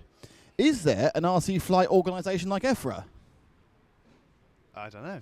Because if there is Marco, then you can talk to us through our website or directly by going to news@rcracing.net or info@rcracing.net. info@rcracingtv.net. Yes. And we'd be happy to talk to anybody about that sort of stuff. However, I do believe that the flight, we featured it on the website recently, the Flight Masters, is it? Or the Helimaster. The Helimaster. That looked brilliant. That had a thing by thingy, didn't it? That Marcus Gelhard has been taking care of that for a couple of years now with some fantastic videos. Marcus, king of the quadcopter. King of the quadcopter and the depth of field shots and all the nice pretty things that we like to see. Mm-hmm. And a similar genre to what Mr. Noble here does. But have you got a quadcopter, Stu? He'll have one soon enough. Do you want one? He does want one. He wants a quadcopter. But I spent all money on my road car. So, What's your road car? Honda Civic. Honda Civic. I take it it's been lowered and slammed and all that sort of stuff. You Not kids yet. do. There's a bit of a lead time on coilovers, but getting over the things on it. He's getting there, but I think it was also live streamed anyway, the Heli Masters. So Was I it- think that yeah. A lead time on coilovers. Yeah, the ones I want. Bit of a lead time to wait. They're only springs, aren't they? And dampers. And dampers, okay. It's all double Dutch to me. Is it? Well, we got Marco Huygens. I think it's Dutch could do half of it then. Okay. So thank you, everybody. That was, I think it was it was a good A final in action because we had no overtaking, which is slightly not what we want to see, is A it? procession, do they call it? Well, it wasn't really a procession because it was ebbing and flowing a bit. I found it quite interesting. I still thought it hadn't been for about 7 laps to go when Hagberg had made a couple of little minor mistakes. They all went kind of wrong about a big close thing.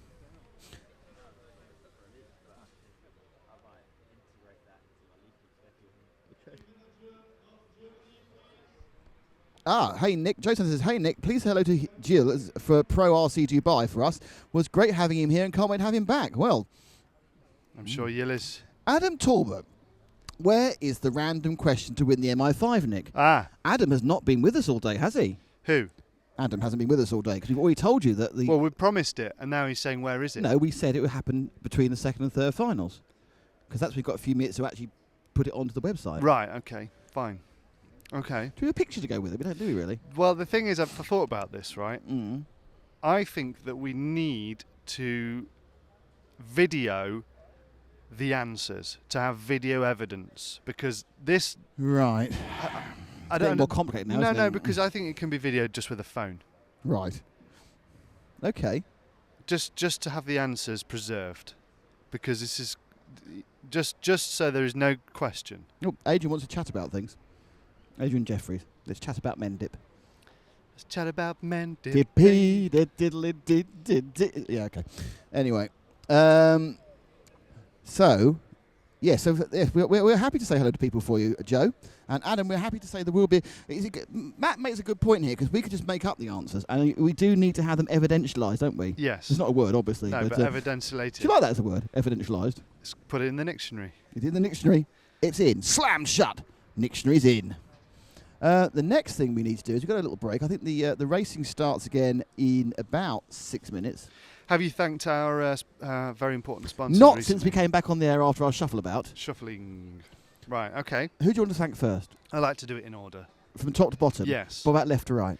No. Well, it's kind of complicated. I'm going to thank Wright first, and I'm going to thank EFRA. And I'm going to thank Willie, and I'm going to thank Dallas, and I'm going to thank Carlos, and I'm going to thank Jackie, and everyone Okay. else at EFRA who make this whole thing possible. We may have some technical stuff, we may have some, debatably, some talent, but without their support and the support of the other associate sponsors, we wouldn't be here. So thank you very much, EFRA.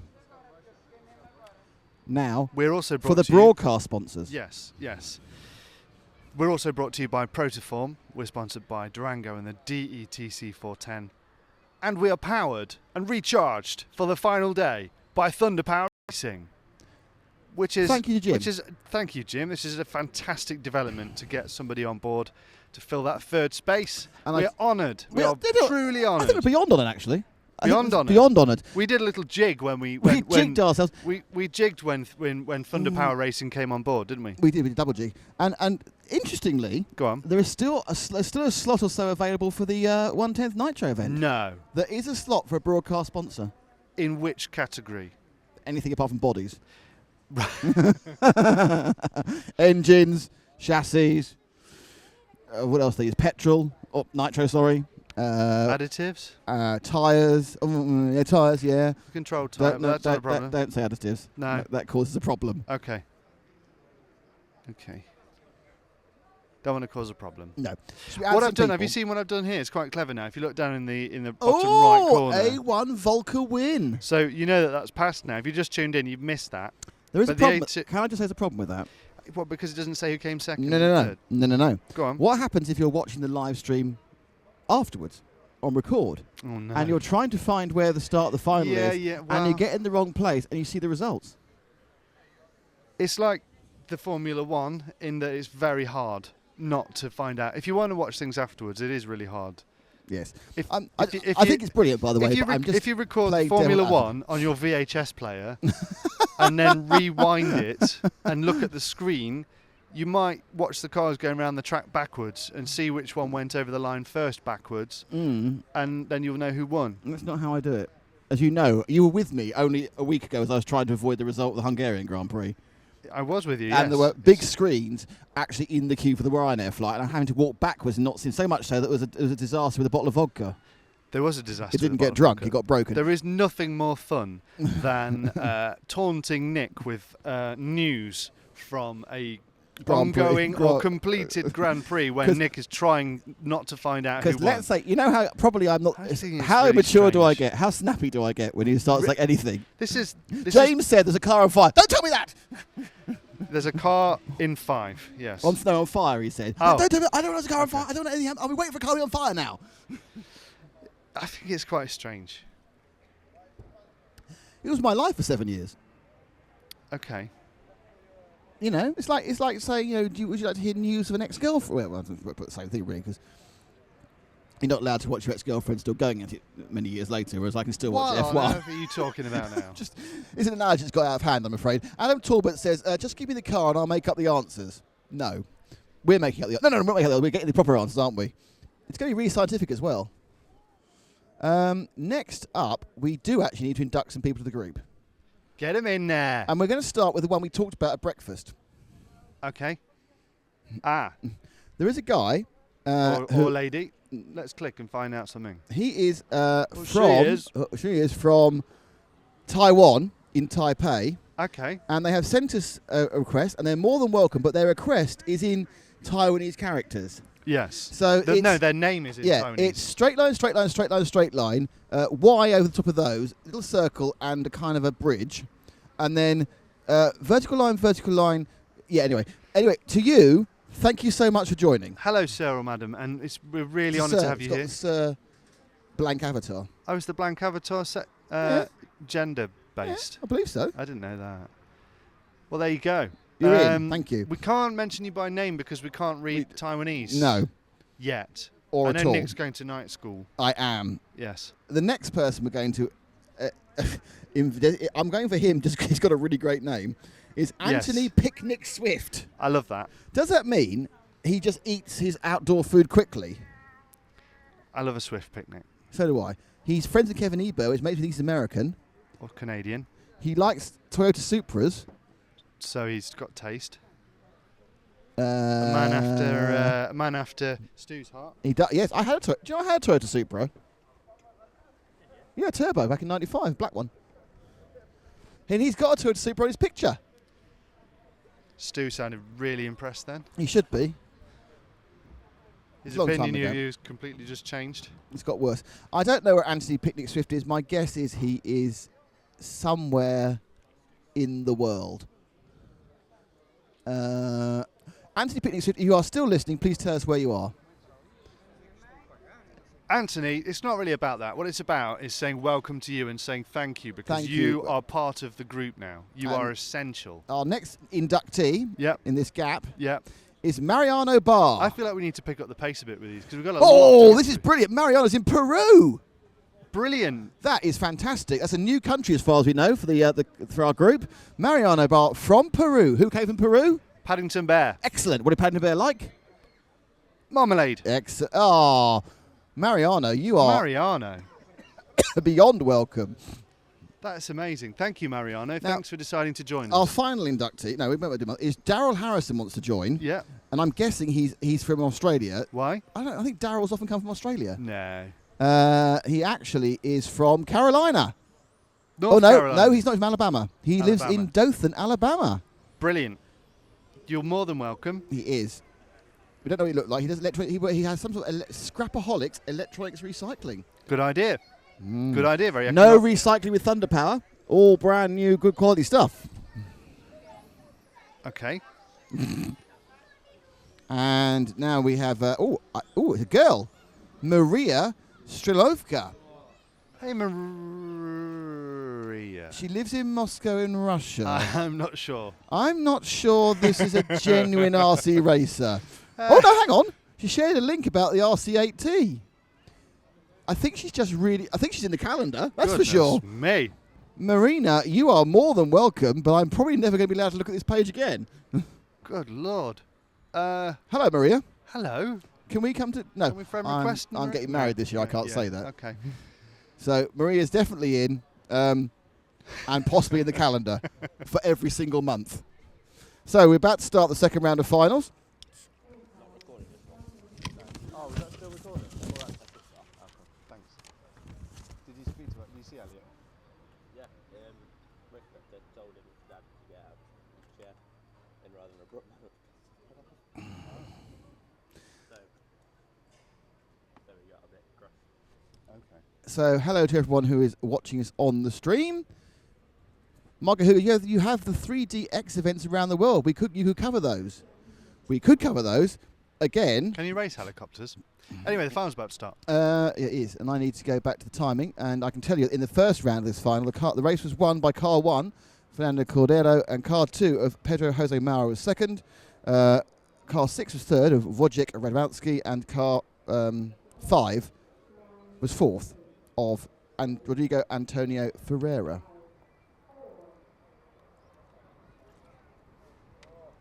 In other news, Stu is ET again, which in many ways isn't news. So away, and a mistake there by our leader. Got it all wrong coming out the pro. Oh, it's the car 2 actually got it all wrong coming out the pro for 1 point. Let one back through again. So 2 made a good start. He thought he had to let him through. And Cordero now. And streaking around the outside into the lead. It's the blue and white car number, I'm going to guess 3, just because where he was. I've guessed wrongly. It's car 6. So into the lead goes Wojciech Radwanski, who has a 3rd place overall. So he's making a bid for the victory in the F final. And he's already didn't do that too well at Snake Bite. And the battle really is 2nd and 3rd here, Stewie. And that is between car 1 and the very evil handle in car 2. He's, as I said, he's just all over the shop, car 2. He's really got his tyres in there. Now, it's not possible that some of these guys haven't bought a new set of tyres for each of the finals. Don't have to buy a new set. So it's 6. It's Radwanski from car 1 of Cordero from car 2. And it goes into, so when car 2 is working, it's working really well. When it's not working very well. And into 2nd place goes Maura. And my guess is he's got a huge amount of speed in this. He drifts the thing around. He'll quite quickly be on Wojciech's tail. So 1, 2, and 3. And there's Durango. And looking up the inside there was the Maura machine. So Radwanski there holds back Maura, and they all condense up, and Cordero gets closer, who won the first leg through the protoform point. And it's all tail out for car 2. I think he thinks he's in the drifting championship. Stu feeling really at home with his driving. Car 1 and 2, very close action. And then the brilliant drive there. Oh, that's not on. That is not on. And I think that Radwanski has a reason to feel very aggrieved. He drops down to 5th place, and there is a stop and go for car 1. Car 1 stops and goes. So Cordero too aggressive. And so we have an accident, and our leader is stuck against the wall, and he's dropped out. He's got himself away and clear, and it's all gone wrong. So our leader now is going through the timing grid, and I've got a feeling it might actually be car 10. But, there's another accident. Let's stop there for the big crash between 2nd, 3rd, 4th, 5th, and 6th, and that's a carnage. And back out of the lead again is Radwanski, who got tipped over, dropped down to 5th, and with 2 laps, he's back in the lead again. So let's let him go, Stu, and let the 2nd go as well. We'll pick up 3rd and 4th as they come round now through the S's. Sorry, through the timing beam. So it's leading is Radwanski. 2nd it's Silva. Then Bizico, Cordero and Mora. And this one's living up to what we wanted to see, a bit of action.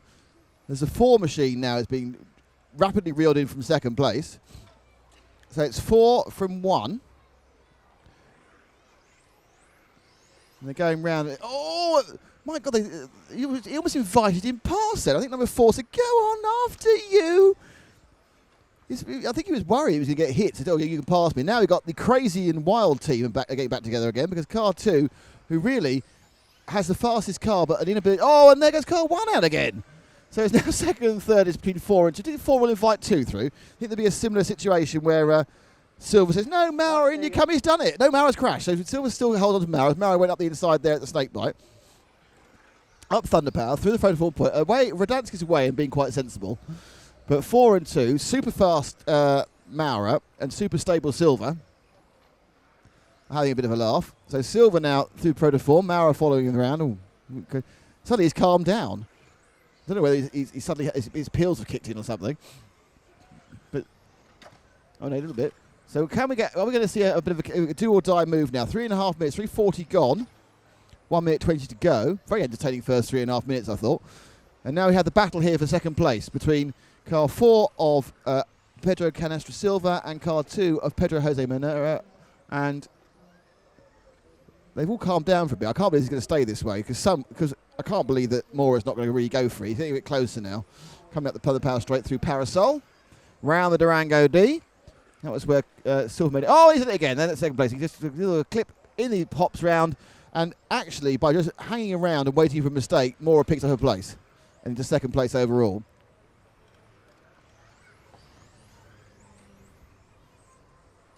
And now it's got very. It looks like it might get quite calm now. In fact, everyone's overtaken car 4 now. He's got a bit of a wobble on. Oh, and just in front of us. Let's go in front of the leader. He's better go who did Durango D. It's the blue car, Stu. And we are down to the last 2 laps. And he needs to get past the green machine of car 3. He's lapping him, of course, and he's been let past in the straight, which is often a dangerous thing to do, actually. You slow down, everyone goes round at the back really hard.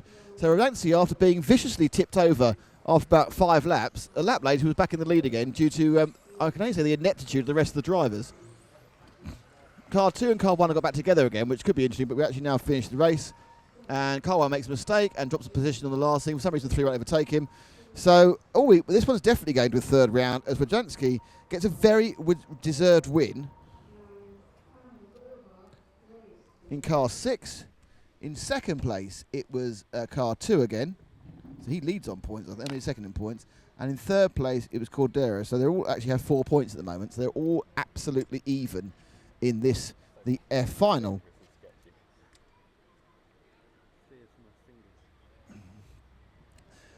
That was quite enjoyable, that one. I enjoyed that race.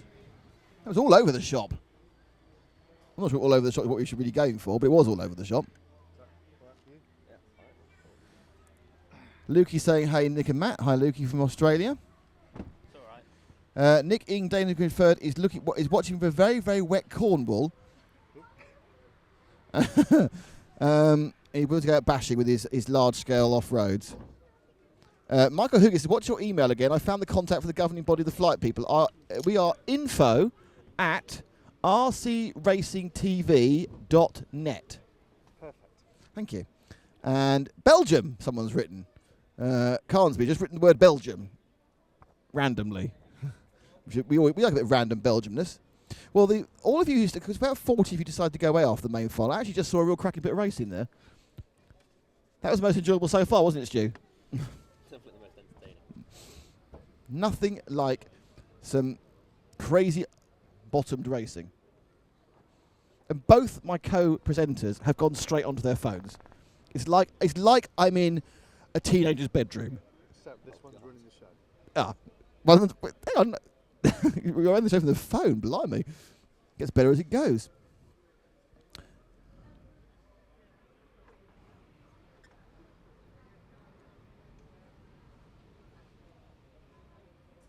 Right, so we need to induct some people. Are you ready to induct? Ready to be induced? So the first person to come in the group, we currently now have 1712. Look, we are getting quite close now. Can you start? Don't add anyone, but can you start informing to your friends they need to join the RC Racing TV Facebook group? You just go to Facebook and you type in RC Racing TV and you ask to join. Can't like us, can't be a fan, you just join us. So coming in now, our newest member, inductee, is Rouge Sancho. Hey, Rouge. Hey, Rouge, my man. He's got a kind of a slammed Ferrari on his front page. And he's Got a nice LRP coat. LRP coat. And that's really set off nicely by the yellow hoodie you're wearing underneath it. I think that looks awesome. He is awesome with that. And I'm still trying to find out where he's from. Barcelona. He is a Spanish man. A man of Catalonia. Actually, Catalonia, of course, is in Barcelona. Buenos dias, Rouge. And welcome to our group. And we'll do one more, which is Jordan Cullis. Jordan. Hi, oh, he's a little baby. Or there's a little baby there. He's supposed. Oh, he's from down under. I'll tell you now. It's Melbourne Cricket Ground he likes. So he's probably from Melbourne. No, he might just travel to Melbourne Cricket Ground. Got post- Adelaide as well. What event is AOC then? That's the thing that Scotty runs in the Asian thing. Cool, yeah. He's got post AOC Blues Blues. with Ronald Volk and 3 others. Jordan, there's no blues here because you've got live coverage of the ISTC European Championship from EFRA from Portugal with RC Racing TV. And I'm sure Scott will be back before long. He will, doing something else.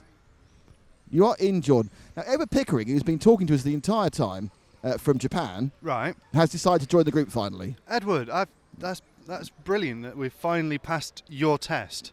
What was he waiting for is the question. He's been assessing us. Chatting to 2 days, and he finally goes, all right, I'll take the plunge. I'll join the group. So thank you very much, Edward. And we now reach a total of 1,714. So we're now just 36 short of your target map. Never gonna happen. I think it should do. I think it should do. It's my greatest wish, but... And we need to ask you to stand up. He's so laid back. Here we go, we can see. You can So- see the back of the grid, how far back that is. So Uraj is on pole. He pulled off. You're right. Uri is on pole. He stopped. He stopped after half a lap in the last one. I don't know if there's a problem or not. The winner was Jorg Michael Tiet, who starts in second. In second place, it was car 4 of Marcus Wegman. In third last time was Pierre Diamond's car 5. And Bartosz Pochupen was our man who came 4th.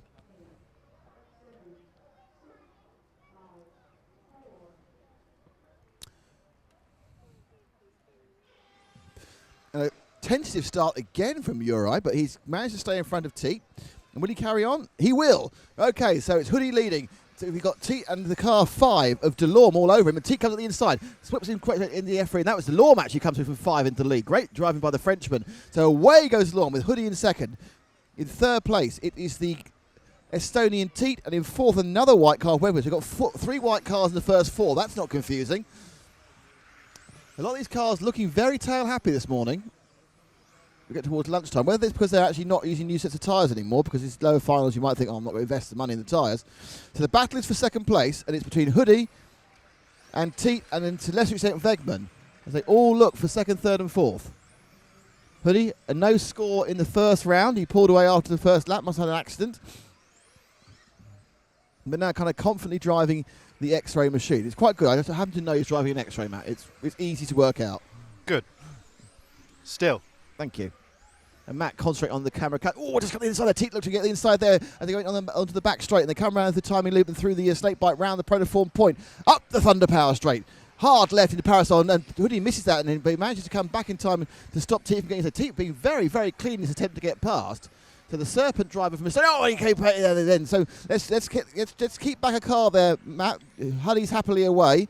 So he'll be caught up, I think, quite quickly by car 4 of Wegman, who's in third overall. Tiet's now dropped down, and our leader's made a mistake. So we've got the first, second to Lohman Huddy, and first and second together, and third and fourth together. After Delorme makes a mistake on the Durango D, he's got Huddy right up his backside. So Huddy now looking for a way through, snaking under power. But can Wegman join the party in car 4, and can Tiet make up for his mistake? Just coming on. So we've actually got the first 7 cars in a train. But slightly pulling away to Delorme and slightly ahead again is Huddy. Let's go back to third place as our concentrate. Oh, and a lovely kind of trying to back it in there, Tiet. Wegman goes wide and he gets kissed across by Tiet. Now I'm not sure he'd opened it, whether that's going to see Tiet pick up a stop go. Let's see what happens. You come around this lap. The white car is in third place behind Hoodie and behind Delorme. Will he pull in? No, he's got away with that one. I think that's probably just about. It was a rough pass. Could have gone either way. I wouldn't have argued with either decision by the referees on that one. So behind Tiet, it's 7 and 8, which is Pokypen and Dai Victor Sakaguchi, who also didn't start the last race. And Sakaguchi now looking quite aggressive around Pokypen, try and get through and pick up 4th place. It's still Delorme from Hoodie. Tiet now is trying to grab back. We're now 2.5 minutes down, halfway through this race.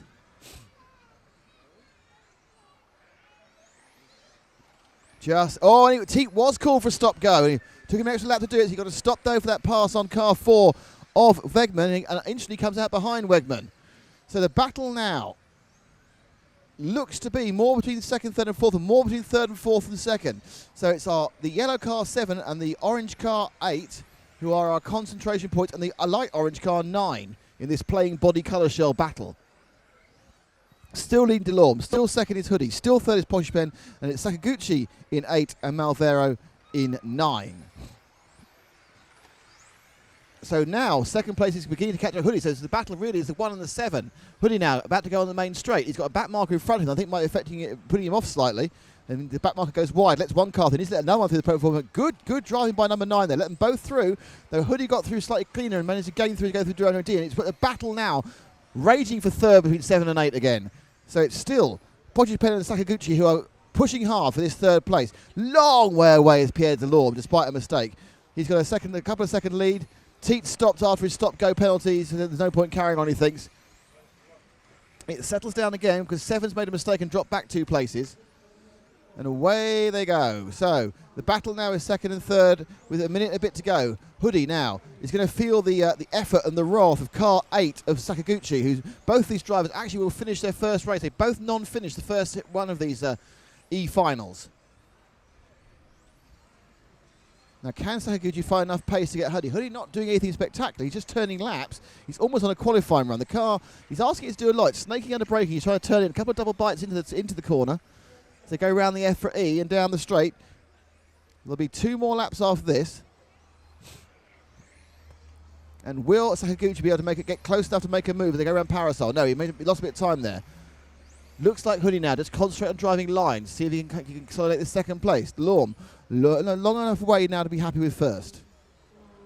So it's Hoodie's last lap. It's the last lap for Sakaguchi as well. Delorme happily is going to win this without a mistake.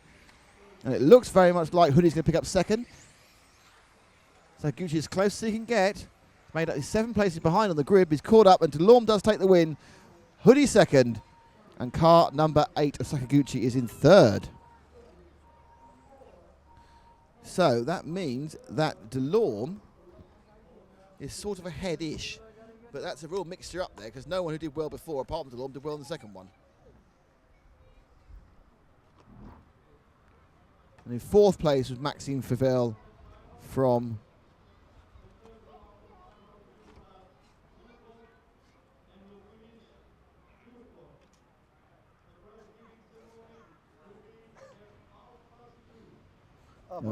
some timetable. No, I think that's fine. That's Finish at 2. Yeah, that'd be right. that'd be right. Yeah. The timetable is kind of moving like the shifting sands of a sandbar in the straights outside Southend. It is, yes.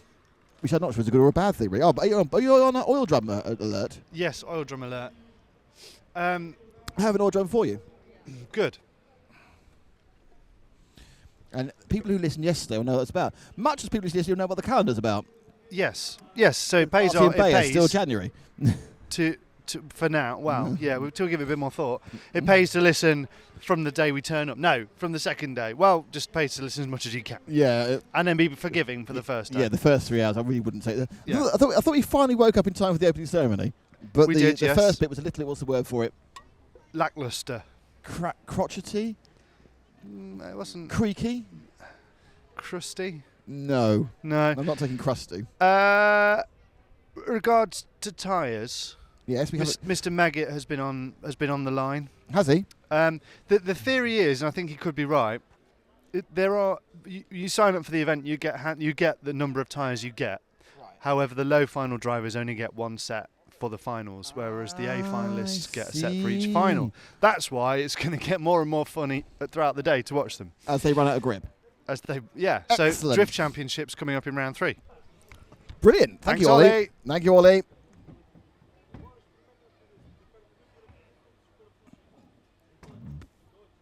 So, we're about to have the second running of the D final. It's a very warm day here in Portugal. I think it's maybe certainly the second warmest of the 4 days we've been here. Maybe the warmest. There's not a cloud in the sky, but there's a bit of breeze, which is quite pleasant. Oil drum duty done. We've got a couple of seconds to induct some people. Come on. First person was added. We're not sure about added. Antonio Carral was added. Problem with adding is that people might not want to be added and then they might leave, and that gives us a false He's number. from Velcome, which Where? I believe. Where's Velcome. that? That's South Africa, I think. Awesome. But he was added. So there's no guarantee that he's listening because he didn't add himself. 75 rand. Yes, he is indeed South African. So Okay, Adam, well, that's Antonio, lovely to if have you're him listening, welcome. And if you're listening, if you want to go back on the archive, you can hear us welcoming you. Welcome. Our next welcome here is Mike Mikes. Did you say welcome here? Well, welcome here. Shoot Me $12 is an Okay. interesting thing. He's in the official Greek RC drift community, Awesome. but he's got a thing saying tyre sale, which is written in American. So we don't know who Mike Mikes is. We're glad he's joined. Mike Mikes. Mike Mikes, any more information about you would be gratefully received so we can feel happy about Mike Mikes, the one thing that's important, though, is that we're very glad to have you here. And now we have Andre Ethan. Andre Ethan. Works at the World Food Programme. Really? He studied Tasty. at America's Best High School Chef and Pastry Chef 2012. He lives in dun dun dun dun dun dun dun. Broadway? New York. Start spreading the news. I'm leaving today. I want to be a part of it. New York, New York. That's where he is. He's in New York. There's people Thank you very sitting much. around us at this facility. I'm being encouraged with my singing because John's not here. cradling cradling their the ears. of the small children on their knees, saying, Don't listen to the mad boy. yes, man. Yes. So anyway, Mm. who was that from New York? Welcome anyway. He's in. He's in. That's the important thing. Marvellous. This is the straightest line I've ever seen of viewers. Straight line. There is a 480p stream, by the way. Hi, Simon Crabb. There is a 480p stream, by the way. I'll tell you more about this after the race. Stu Noble's here as well. If you want to say hi to Stu, Simon. He feels a bit left So out. D-Fun was won by Connor 1 Tim Weil in the first leg. Dino Stader was second. Miguel Hugo was third. And Stephen Weiss. Whoa, big accident behind the leader. And that means that car 1 is ahead from car 4. And they're all coming in like a banshees in the first corner. There's 1 from 4, from 2, from 6. So the battle the closest battle's third, Stu, going round the protoform point now. Car 2's out. We have lost car 2 of Miguel Martino. The marshal in front of me has picked it up and gone, "It is broken. It is broken. The green and white machine is broken." And the cars have immediately, rather annoyingly, spread themselves out. So that's not really what we want to see. So let's look at the leader, Tim, because he's about to go down into the timing loop now. Tim Weil in the green car, the German. Oh, he's not. Hang on, I've got this completely wrong. I'm reading the wrong final. Oh dear. It's not that final. Can you? I'm just going to have to start again. Can we start the final again, please? Everyone, I've cocked up. Everyone press pause. Go for make a cup of tea. Right, so actually, it's Julian Borowski winning in car 1, but he did win the last final as well in that car. That's Julian Borowski.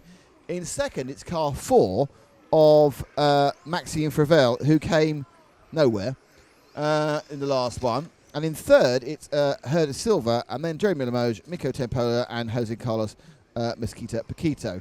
So it is the wrong final I was reading out there, and I'm now feeling, I would feel embarrassed, but I don't. I just think it adds to the excitement.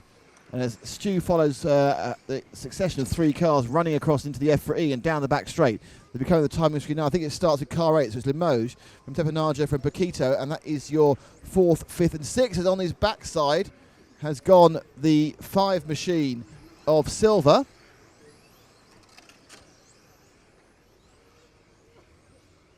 What are we looking at now?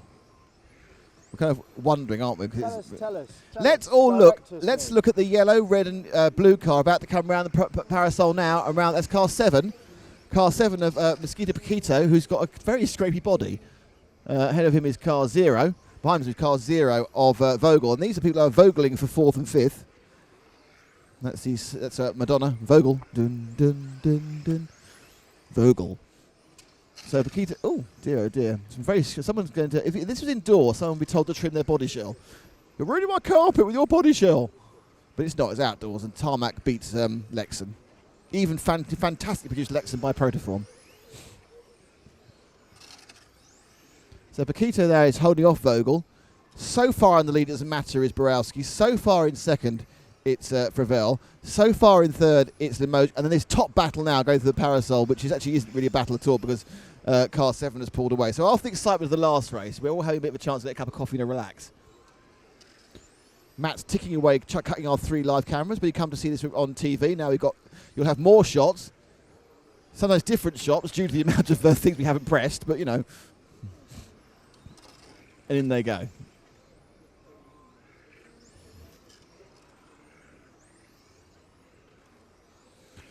So Makita has been caught up with Vogel. Vogel has now got car 5 of Silva all over him with 3 minutes and 10 seconds down of a 5-minute race, of course. And so it's all hotting up now between 2-0 as 2 gets past 0.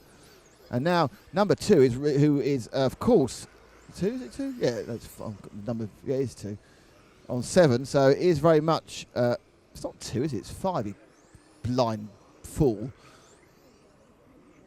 So it's Silva trying to get past Paquito, and he's right at the back of the Predator point. These 4 cars are coming out to entertain us as we go around the Parasol. All 4 of them now in a line around Durango and through the EFRA E, down the main straight, like a train of cars. And up now the right hand. Oh, Paquito needs to drive, gets turned round there, and waited and crashed into. So it's let through Vogel and car 9 of Miko Tepoja sprung into 4th and 5th, but at the moment Borowski is winning, and with this he will win the final with 2 firsts. I expect him to still take part in the 3rd one for a laugh. Whereas often the person who's 2 finals backs out of it for the A final, but I think the sub-finals you want to get your money's worth, don't you?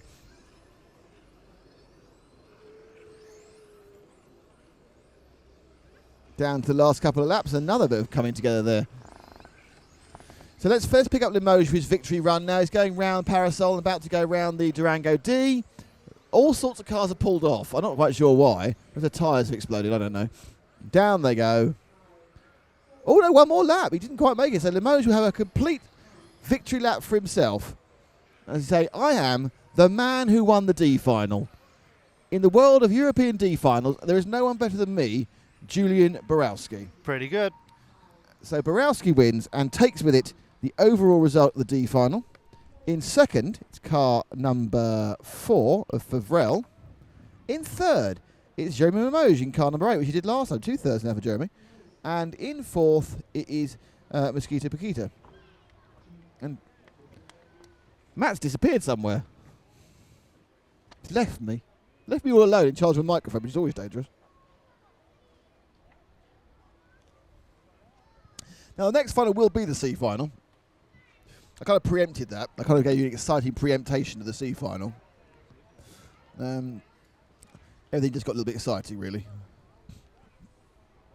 And now we are awaiting that C final with breath that has been beyond bated.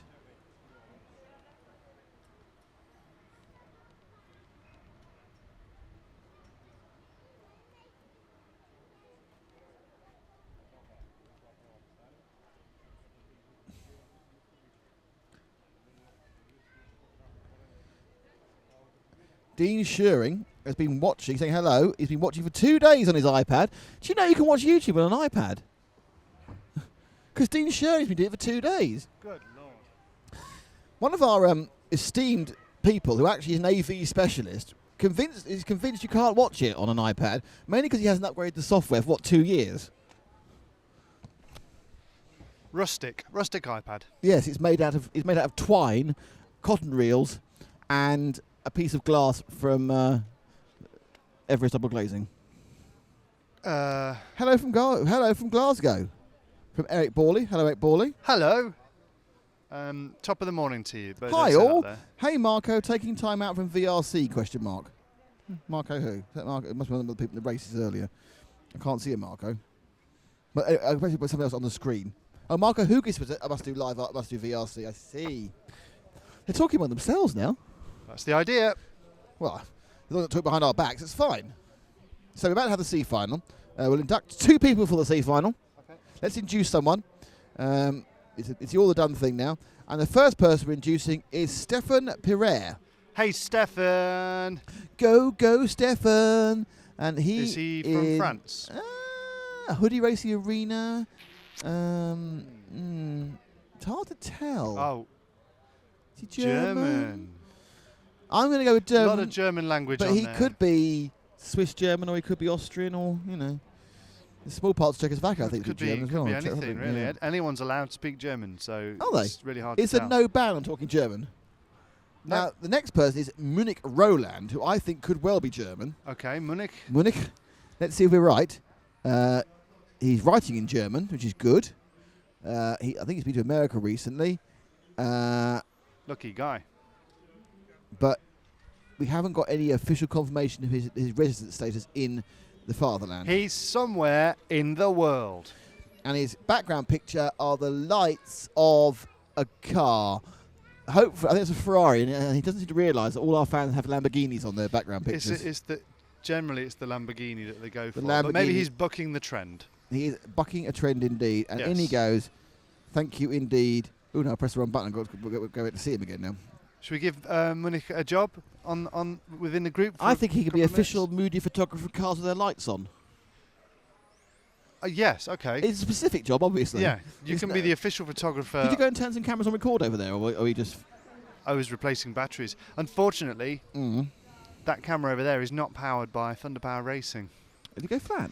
So yeah, it went flat. Oh, so no. it means I have to keep running over and sorting it out. In between the B final and the A final, let's point at where we're doing things as we look for the cars live on the grid. It's not good. Oh, I don't like that. It's not good.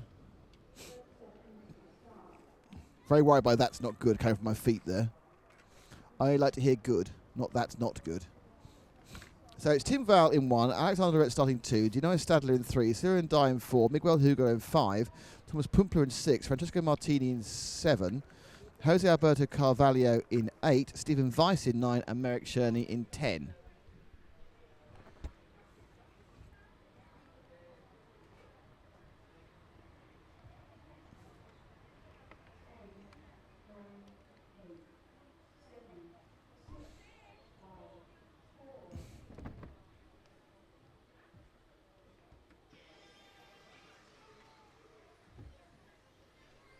And they're away cleanly as well. And it's 1 from 2, from 3, from 4, from 5, from 6, from 7. No, not from 7, from 9, from 7. Anyway, so they're nearly away in order. So it's Val from Laurent, from Stadler, from Dye, from Hugo, from Martini. And the race, it's a good race, the top 3 now altogether. So Val, who won the first one,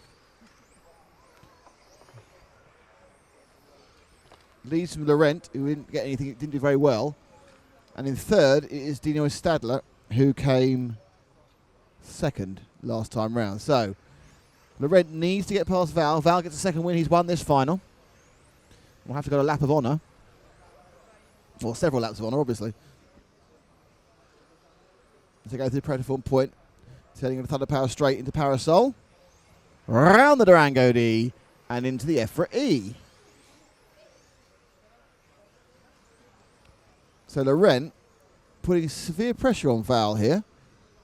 He didn't have this in the first heat because Laurent didn't make a decent start. Was way down. And it's the green car that is leading. The light green car with the white nose, and behind is the yellow fading to deep blue, fading to white of the Frenchman. So it's Germany from France, Val from Laurent, Dino Stadler still third, being dropped. The battle's all about first and second as they turn into Parasol. In this C final at the European Championships, brought to you by RC Racing TV. We are on WWRC Racing TV. We are obviously here thanks to EFRA, FWS, and with our broadcast sponsors who are Protoform.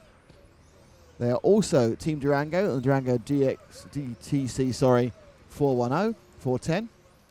I've got a shake there for bad sponsor mention. And of course Thunder Power, who are powering us with their batteries and motors. But this is a very close battle, first and second. They've been going around lap and lap. They're stuck together. Do you know what? They're so close they could be on the same frequency. I've got to sack myself now. As well, just begins to ease it. Laurent had a couple of dodgy corners and suddenly lost a huge amount of distance on Val. He's now actually getting much closer to third place, who's Stadler, and fourth place, Hugo. No real action from Cyril and Dye, the multiple French champion, which is surprising.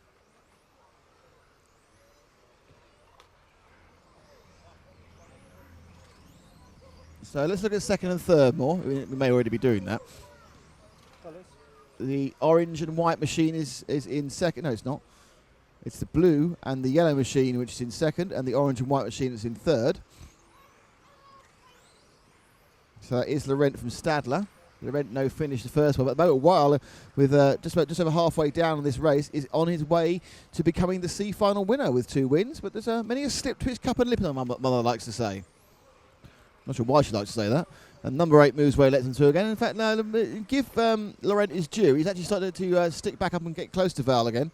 So Laurent is suddenly closing him down. He had a bad lap. He's obviously got some pace in the car with these probably 2 race-old tyres.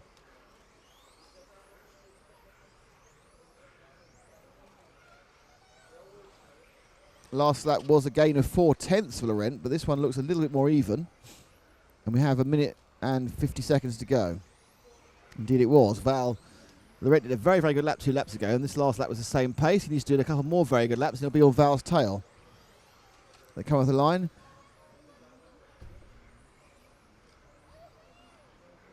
Got a big delay here. Val clocks 15.2, Laurent 15.4. And effectively, Val really, that's a good lap. Laurent, a little bit of good lap here now. He's closed up a lot in that one. So they come up the Thunder Power straight, and they actually cleared up 2/10 again. He needs to close another 2/10. Val slowed down dramatically actually in the last couple of laps. You can see it visibly how much closer Laurent's getting. Laurent actually having to, as though he's pushing really hard, and that's costing him time. He actually needs perhaps to relax into it with a minute to go.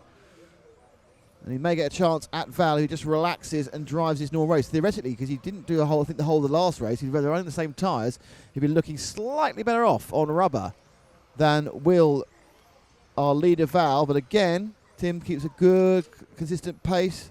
Laurent finding the charge, okay, he can do it. He's put in some good laps. He's just getting them strung together. He's had a couple of oversteering moments of costing time. Val, a very good lap, and both of them put a good lap in there visibly. Visually, those look like good laps. They're like even laps, and they were actually on the clock. These cars are slowing down a lot now as the tyres get old. So he's done a couple of clean laps and 15 fours, no, 15 flats. We are now down to, this next one is the last lap. So last lap, and Laurent needs to try and get, if Val doesn't make a mistake, Laurent's not going to catch up from there, and Val will win the C final with 2 wins. We have 2 finals decided. Will we get another final inside the A final? I hope not. That's my wish, my joy, my desire to see someone else win. Nothing against Ronald. Just as we always say in RC Racing TV, don't care who wins as long as it goes to 3 finals. Isn't that right? Yes, it's just a question of making it more interesting for the viewers. For the TV show mainly. So the winner there was Tim Val. So Tim Val becomes our C final champion. In second place is Alex Laurent, which was a good run by him, but he just lost it in the middle period there. And, they've changed the thing too quickly. At least they're changing it. They are. So now we have the B final coming up in a second, which was a cracking race. And was won by Victor Vilk. It was won by David Abar from Ministry of Vilk. And in the race, we have Vilk on pole. David Abar is in position 2. Alessandro Minucci is in 3. Martin Hoodie 4. Oliver Butnick is in 5. Michael Lasky, the young pole, is in 6th. Colin Price is in 7. Martin Hoffer is 8. And Chris Taylor is 9. They're having their own personal Schumacher MI5 battle. Hang on. Would you like to win an MI5? I would, but sadly I'm not allowed. Don't forget, I was asking those questions during the lunch break, which only got half an hour, so there might be any lunch involved. And then Christopher Crabb is in 10th. Okay. They haven't got going yet, so it's a chance for us to do some more inducing. Hooray! And the first person we're inducing is Mark Gilliland. Mark, welcome, sir, with the touring car, the X-Ray touring car, as your profile picture. He lives In Belfast. top of the morning to you, Mark. No, that's Southern Ireland. Oh, sorry. I can do the only Belfast accent I can do is the Reverend Ian Paisley, which isn't very inclusive, so I won't do that one. So, welcome indeed to Mark. I need to now press rewind and add. And our next person is Paul Smith. Paul Smith, the designer. the esteemed fashion designer. Paul lives in Sydney. I'm loving our Australian friends. This is amazing. We probably. Hello, Paul. Hey, Paul. They're having a lovely time. See, this is finishing quite early, so they're going to have a lovely evening watching. It's probably between 8 o'clock and probably 10 o'clock over there, depending where you are in Sydney. Yeah. It'll all be finished by midnight, by midnight local Sydney time, or by about 9 o'clock or 11 o'clock in Perth. And they're having almost though it's been put on, just been prime time in Australia. Well, of course. Why not? They're most important guests. Next, we have Chris Kemper. Chris. Howdy, Chris. That's very American. Is he American? No. I'm going to guess not. Oh, I think he is. Oh. He's from San Antonio, Texas. Hooray! Our good friend and colleague Frank McKinney is from there. He is. But so a Texan has joined us. That's brilliant news. Welcome to the big. No, it's Montana's the big sky country. What's Texas? Is the biggest. This is Lone Star State. It's Is a it? Lone Star State. Okay, Texas. so You are in. and you can be in charge of barbecues Woo! for the next 3 That's minutes. a good idea. Joseph Orel, who is from Bratislava in Slovakia, so he'll be cheering on the hoodies. Awesome. And in he I've comes. got to stop saying awesome. All right, say great. And here's a picture of his dog swimming, which is very sweet. Ah, And he cooling is- down, probably. Welcome to Joseph, who likes a bit of weight training by the looks of it. We all like a bit of weight training. Well, I won't go that far. And our Pumping some iron. yes, okay. And our final inductee for this process is Nigel Shaw. Nigel, you're not the last of this section. Well, you are the last person we're saying, but you are one of the most important. He went to Another Tamworth X-ray fan. in February. He hasn't updated his status since February 2012, so he's obviously took out his Facebook account. He's blown off the dust Yeah. just to join us. Just to join us. Just to and join I the Facebook expect, group. because he wants to enter the competition later. The important thing is that he went to Facebook, he went to the search bar, typed in RC Racing TV, and it was a group will have appeared, and you click join, and then we will admit you to the group, we will enter you into the group, and we'll do it live on the air, and we'll give you a big shout out and a big up and a pat on the back, We will. and lemon meringue in the virtual sense. Really? Yes, I I'm want making to- lemon meringues I today. want to join now. You can't, I'm afraid. You're an administrator. I am. It's true. On the B final, everyone's coming. People are very good at watching their. Racing's all about DJ timing. Khaled, good morning. I'm not a fan of TCs. It beats watching Nick Jr. with the kids or getting the Mugen dirty. And we're off in the B final. And it's away and in the lead this time was Victor Vilke, who was outclassed for speed. Behind him, A-Bar, the winner the first race, and then Minucci, who was second. So the 1, 2, and 3 are 1, 2, and 3, but in a different order. And Vilke appears to have received some sort of super pep-up food now, because he's suddenly streaking ahead. So the battle is second and third at the moment, which is A-Bar Minucci in this B final here at the European Championships in Torres Novas in Portugal. This is the second round of finals. In just a few minutes, I have the second leg of the A final, where there is a possibility we could see a European champion crowned. We're hoping it doesn't happen. Nothing against Ronald, obviously. And second and third for Vilke. I don't know what's happening with Vilke, but apparently he's taken some speed pills, because suddenly he's just, from being off the pace in the first leg, he's streaking away. But the battle is second and third, and they're being joined now by Orlowski and the prototype Durango. They put the young poles, and they just get inside there. Didn't quite get the power down, but discretion bit apart of that. A-Bar blocks him coming into the protoform. Minucci all over A-Bar now as they go into Power of Soul. And they've been joined by Orlowski, who makes a slight mistake there, and just it looks like A-Bar's holding them both up. Orlowski was able to just bridge that gap really simply. So Minucci doesn't get past him very soon, up the inside, but it cuts across. Great driving there by A-Bar. Clean drive by Minucci, and Orlowski gets a little bit left right. Oh, that's a little bit touch and go. I think they'll probably get away with that one, but it's given A-Bar breathing space. As the young Pole now in second place in car 6, whereas it's Minucci in car 3 who's in 4th. And Victor Vilke's obviously had his shreddies now, because he's just streaking off in the distance. He's something in the region of 2 seconds ahead already. A-Bar, bit of oversteer to go through the round and go D. Orlansky now will catch up, and Minucci now will try to get back from that coming together with Orlowski and begin to catch up. It looks like A-Bar's much happier being on his own than he was under that heavy pressure earlier, but suddenly, excellent run through the Predator point and into the Thunder Power straight by Orlowski means he gets really close to A-Bar. The 2 car, the mauve car with the green back and the white front, but being pursued by the pole in the Durango with the white nose, the multiple red flashings in the middle, and behind them, catching up, is my favourite paint job of the event, Alessandro Minucci with the yellow with the Italian flag on the flanks. But it is all about Orlansky now, who looks like he's probably really got some oomph in him. He hunts down A-Bar, but can he get past him? He's very quick in this section. Oh, look at that. He's so fast in that section into Protoform Point. Sneaks in, superb overtaking manoeuvre by the young Pole now. A-Bar, I know A-Bar's slow or Orlansky is fast, but twice he's gained massively. And there, straight out the inside, one of the best and cleanest passes I've seen the entire time I've been here. A-Bar now moves out, leaves a bit of gap, and he crashes as well. And he just gets that wrong through the 2 sections, and through goes Minucci into second. So it's Orlansky through Minucci. A-Bar lost 2 positions there in about a lap and a half, and we are 2 minutes and 30 seconds down, halfway through this race. Now, can Minucci reel in Orlansky? I'm not sure if he can, but the fact is that Vilke is so far and away and gone. Vilke 3 seconds up the road, off the pace. He's done something to the car, and he's suddenly found a huge amount of speed for this second leg of the B final. So this will definitely go to a second run now, because A-Bar's in 4th, isn't going to win. We'll get the third leg of this one. Orlansky now has Minucci all over him. The white-yellow car chasing down the white with multiple red flashings from the Durango. I think it's Durango from an X-ray. Please correct me if I'm wrong about Minucci's car. Ahead, though, is the Tamiya of Vilke. But this is where the battle is, second and third. Coming to Parasol, thinks about it, turns about it. Discretion the better part. Alessio drops it back. Alesso there. Thinks about getting past. Margo, it's gone through. I've missed that now. Look at the timing.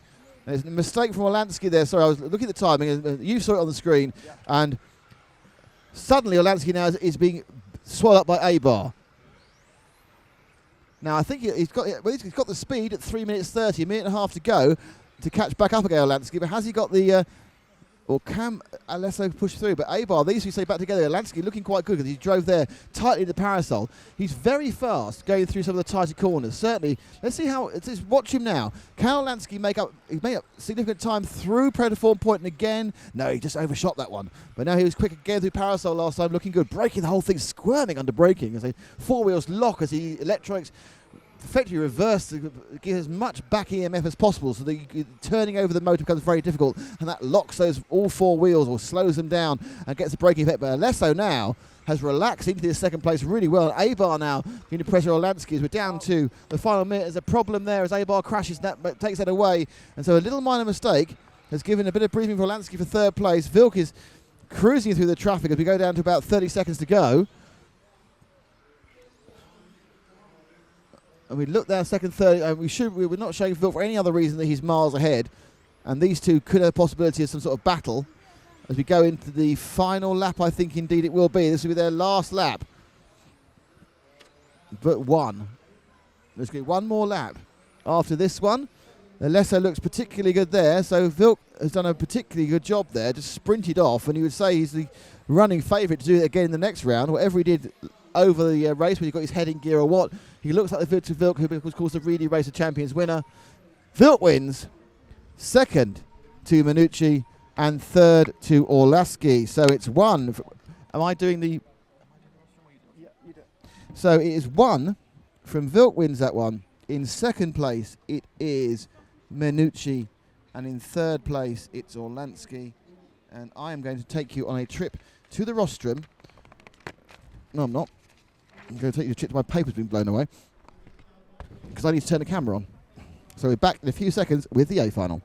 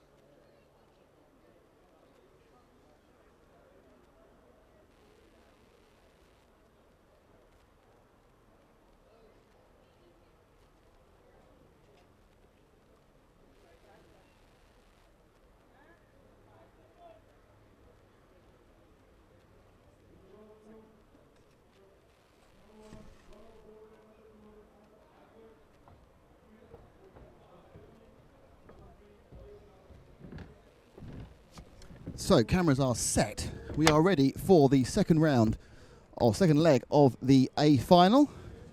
Results of the first A final were: it was Ronald Volker who won, Hagberg was second, Harper was third, Grosskamp fourth, Gutoven was fifth, Reinhard was sixth, Cahello was eighth, Prumper was seventh, Karfman was ninth, and Sudov was 10th. So it's really all about whether Ronald Volker can win this one. And if he does, we won't get a third round. We will get a third round, but it won't matter. If he wins it... for the rest of the podium, though. Well, obviously, yes, it's going to be a battle. So we look up on the... should we look at the podium for a second? We were just looking there. I know, I couldn't see it because, again, it's a very sunny day. It's lovely here. We're out there. Oh, hang on, we need the Chris Granger prediction. Chris, once again, we didn't really follow you because the battle at the front was all right. What happened in the Schumacher battle? Well, I think there wasn't a lot of a battle that time because we all separated and I was left at the back, and I don't know who I was racing, but I did a lovely overtake on him down the bottom corner, and then he nailed me into the next corner, which was nice. Oh, well, never mind. So your prediction... Don't say Volker. Don't say Volker. Well, Elliot's clearly going to win. Oh, fantastic. Thank you, Chris. That solved the whole thing. Thanks, Chris. So That's Marshall Cam, Marshall View. Well, it was Marshall Cam as well. Gosh, Stu's on it, isn't he? He is. See, I'm used to working Very like good. Nathan, where you don't actually physically push them there. Okay. Going round for their warm-up lap now. So direction. And they come to the line. So, are we still mystery guesting if there isn't a winner or not? I've not confirmed that yet. We've got quite a busy session, haven't we? I Yeah, think we might have only to got go half an hour to do sort everything out else. Yes. Competition, go to the toilet. Get a cake. Yes. Whilst this compact event is very good for us now getting to the airport, it is slightly it's slightly kind of tight for doing everything else, isn't it? Yeah, it's pretty tough. So anyway, Chris Hardesty posed, is that Jürgen on the grid working again? It was. It is Jürgen on the grid. He's doing a lot of work. He's had a very busy summer. He has. We should thank Protoform. Oh, we've been posted. Hey, we're here sponsored by Durango and the DETC 410, and we're powered. We've been recharged for the final day. Go, Jim. For the finals day by Thunder Power Racing. Thank you, Jim, and thank you to Thunder Power Racing. And thank you, Ricardo, who already posted a picture of us doing something. Hey. I think there's a type. We're just recording that one. Which one? The main camera. Yeah. Yes, the thumbs up. Okay, the final about to get underway. We'll start the countdown. It's all a little bit exciting. We can see there Volker in pole. Those 2 meters he has over Hagberg was about what he had at the end of the race as well. If Volker wins this, it's all over. If he doesn't, it all goes to the third round. And Hagberg says he's getting more aggressive in the first corner. Volker's got away clean. There's problems at the back, but 1, 2, 3, 4, 5, get away 1, 2, 3, 4, and Volker comes in the first line. Goes a bit wide. Can Hagberg make most of it? Hagberg much closer than his first 3 curves of the lap to go through. Harper also then suddenly there's been a split behind it. There's been a problem with Groskamp as well. So 1, 2, 3, that's all it's all about. We'll tell you who's. I think Kotova's going to 4th. It's not important obviously because it's all about the front of the grid. As it's Volker, Hagberg and Harper go through 1, 2, 3, and Volker again starting well. Hagberg's car has just been fast, but Volker getting away already, moving a bit of gap.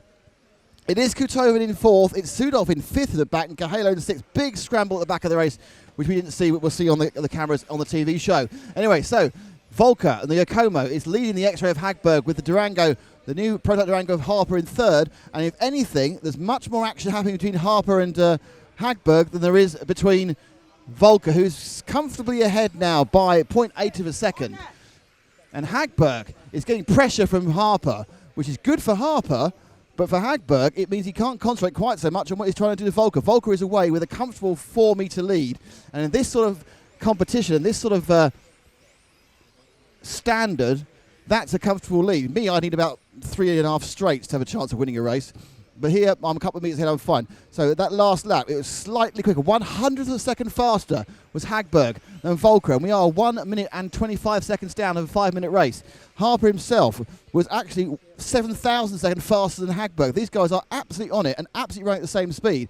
But they went off with this much of a gap at the start, and they've still got it now. Sudolf has picked up 4th with some great drive, but 1, 2, 3 over the EFRA, down the back straight, full power, heavy braking, turning over the timing loop through the snake bite, and up now for the right-hand turn into Protoform Point, now on the Thunder Power straight. Hagberg a little bit closer this time. Harper a little bit further back, and Hagberg now has hit that turbocharged period where his tyres come in and can start to begin to put pressure on Volker. Can he get a mistake out of the German? Can the Swede take this to a third leg? We are 2 minutes down, and the gap between them is down to just 0.4 of a second. Harper being slightly dropped as Hagberg's car comes in, and we're looking now first and second straight down again. The gap, it looks bigger obviously as they go faster.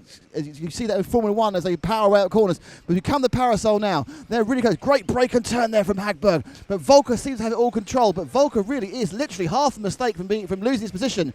He looks better as he puts his power on down the straight and over the timing loop again, and we are now 2.5 minutes down. So we're halfway through this race, halfway to go. Hagberg right at it, great corner through the parasol, comes in on Durango D, and just getting enough curb. They're all beginning to steal as much as they can from the EFRA to make those eke those seconds out. And it does look like a slightly better lap there for Volker, and missing the Protoform corner, slightly Hagberg there. And that's going to cost him some time. Indeed, he lost 800 of a second in the last lap. And you can see it really, it looks like the control car here is Harper. He's going the same sort of speed. You can judge the gap between Hagberg and Volker just by how close he is to the Swede.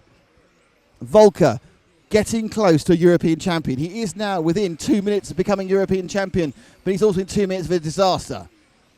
Hagberg just needs to put 3 good laps together and put some pressure on him. That was a good run through the protoform point, and he is now as close as he's been. He gets on the inside. Can he with the Durango? This is... Now he's on the tail. Now it's supposed to know that this is far closer he's been now, and they come around the timing point, up the inside, looking perhaps the inside line through protoform point. No. Coming through now, straight up the Thunder Power straight. Oh, comes to the inside there. But if Volker keeps his lines, I think the Yokomo, the German, can take this. Hagberg looking around, looking left, looking right, looking for a lead, looking for a chance to come through. We're down to 1 minute and 15 seconds to go. I don't need to tell you the gap because you can see the gap, it's nothing. Hagberg taking curve. Oh, he can't really get the inside there. And looking at the bottom there, the corner, through protoform. Now it just looks a bit there, but taking a wide line through the parasol. Already running really accurate blocking lines. Volker, this is a demonstration of superb leading and marvellous following. Hagberg, though, knows he's got about a minute or 4. He's looking at the inside the protoform. He's got 4 laps to do it. Can he get past in 4 laps? Volker closing him down. Hagberg, bit of curb. Oh, that's the time to a bit of curb on the second part of the EFRA and a bit more. Didn't get the right one, but he's right back on the tail again. Can Volker? Oh, to the inside. He was actually probably slightly ahead for a microsecond there through parasol. Applause for a pass out the back, but who cares about this? It's about the European Championship at the front. Over the timing line, and we are now entering what should be the final lap. It's the last lap. Hagberg looks inside. It's the last lap. Can he do anything about Volker now? He goes up. Can he get a move? No! Volker has got to the straight. He's got to turn the corner. He's got to go across the time beam, and he gets it! Volker, European champion, subject to scrutineering. But Ronald takes the win with 5 minutes of exemplary driving. Hagberg second, Harper third, Sudol fourth, Cahello fifth, Groskamp sixth, and we have a new European champion. I think it's his first outdoor championship since he won in 2007. Great victory there for Harper. Bad luck to our friend with Mr. Hagberg, but the winner is Ronald. Ronald now has taken the victory. Let me take you immediately for your reactions. Ronald, thank you very much. We'll just climb here. Oh, we love climbing over things, don't we? Ronald, that was 5 minutes of brilliant driving from you, brilliant driving from Alexander. Tell me what's going through your head lap after lap after lap as he's that close to you? I just tried not to make a mistake, not to give him too much space, and he puts a lot of pressure after 2 or 3 minutes, and I'm really happy that it's now over. Well, congratulations, you are the European champion. Is this the first outdoor you've won? Is it 2007 you last won? 2007 and 2010. See, 3 times outdoors, twice indoors, 5 European champions. Ronald, congratulations, thank you very much. Well done. Thank you. So a fantastic victory. I'm not sure if Alex is around. He of course, it's likely, of course, now that Ronald won't take part in the third leg, which will leave it clear for a battle between Harper and Hagberg. Because if Harper wins the final leg, he will become second overall. Just see if I can see. I'm not sure I can see Alex at the moment. Where is he? Got a little break. I'll try and grab a quick word with Elliot, who I can see after the 2 legs. That's a bit of congratulations. Elliot, can I grab a quick pre-lunchtime chat with you? I'll search for our third place man as well. Coming with us. Sorry, sir. Sorry, Freddie. I bumped into Freddie. Elliot, 2/3. You're very much the third best person because you're miles ahead of fourth and a little bit behind second. Yeah, the first one I was like 2 seconds behind, and I drove pretty hard in the beginning to try and match Alex and that, which I was doing. The last race I drove really smooth in the beginning just to save the tyres because the tyres go off, and that seemed to work because I could stay with it. 2 minutes I was still with them, 3 minutes was okay, and they only really gained a little bit in the 3.5 to 4 minute mark, so I lost 1.3 seconds over the whole run. So yeah, I think it's good, and the different driving helped as well because there was a big gap back to fourth that time, so it was just the 3 of us. And so we expect that Ronald won't take part in the next run, so it'll be you versus Alex for second overall. Yeah, I guess we'll have to see what I can do. My car's really good in the beginning, so if I can maybe push hard, pressure Alex from the beginning, then hopefully we'll see what we can do. But it's all about trying to keep the tyres for 5 minutes as well. So A great debut for the car, though. Or, I know it's been out before, but a great debut at the Euros machine. yeah, definitely. It's been a good race so far. So let's see what we can do in the last one. Yeah, thanks very much, and well done the first 2 races. Thanks indeed. Just going to say, I'm not sure whether Alex has gone to buy another drink. I'm not sure. Haven't seen him around since the second final. He could be in the queue for a drink. He is very fond of the fizzy. He is in the queue for the drink. Yeah. It's just. I think we'll talk to him later. He's probably quite disappointed. let's find out where he finishes. Overall. He could be our overall interview later. Yeah. We are now going to take a very brief break. Well, I think if technology works in our favour, we can hand over to Ollie and set him running. Really? And we're going to allow us to do the setting up that we need to do. Who's going to monitor the sound? The viewers. Right. So Ollie's going to do a monologue for 10 minutes, is he? Or am I going to talk to him? Either way. Okay. Either way. We need to turn the cameras off, obviously. Yes. Okay. Well, let's see how this goes. Okay. So we'll go to some kind of wide shot. And bye, Nick. Bye!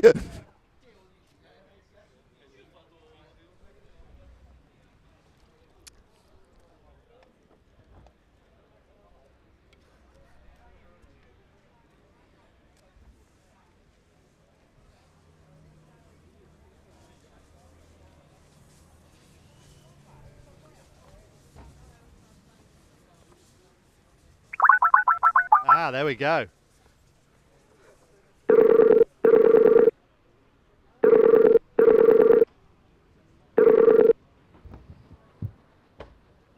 Hello. Ollie. Mr. Meggitt. Hang on, there's an issue here. Hello, can anyone hear me? I can hear you, but you can't hear me. Hang on. Nick, say hello to Ollie. Hello, Ollie. I can't hear Ollie, though. But I can. This is very strange. Ollie, are you still there? No, is he still there? Hello, Ollie. Are you still there? I am. This is the weirdest thing ever.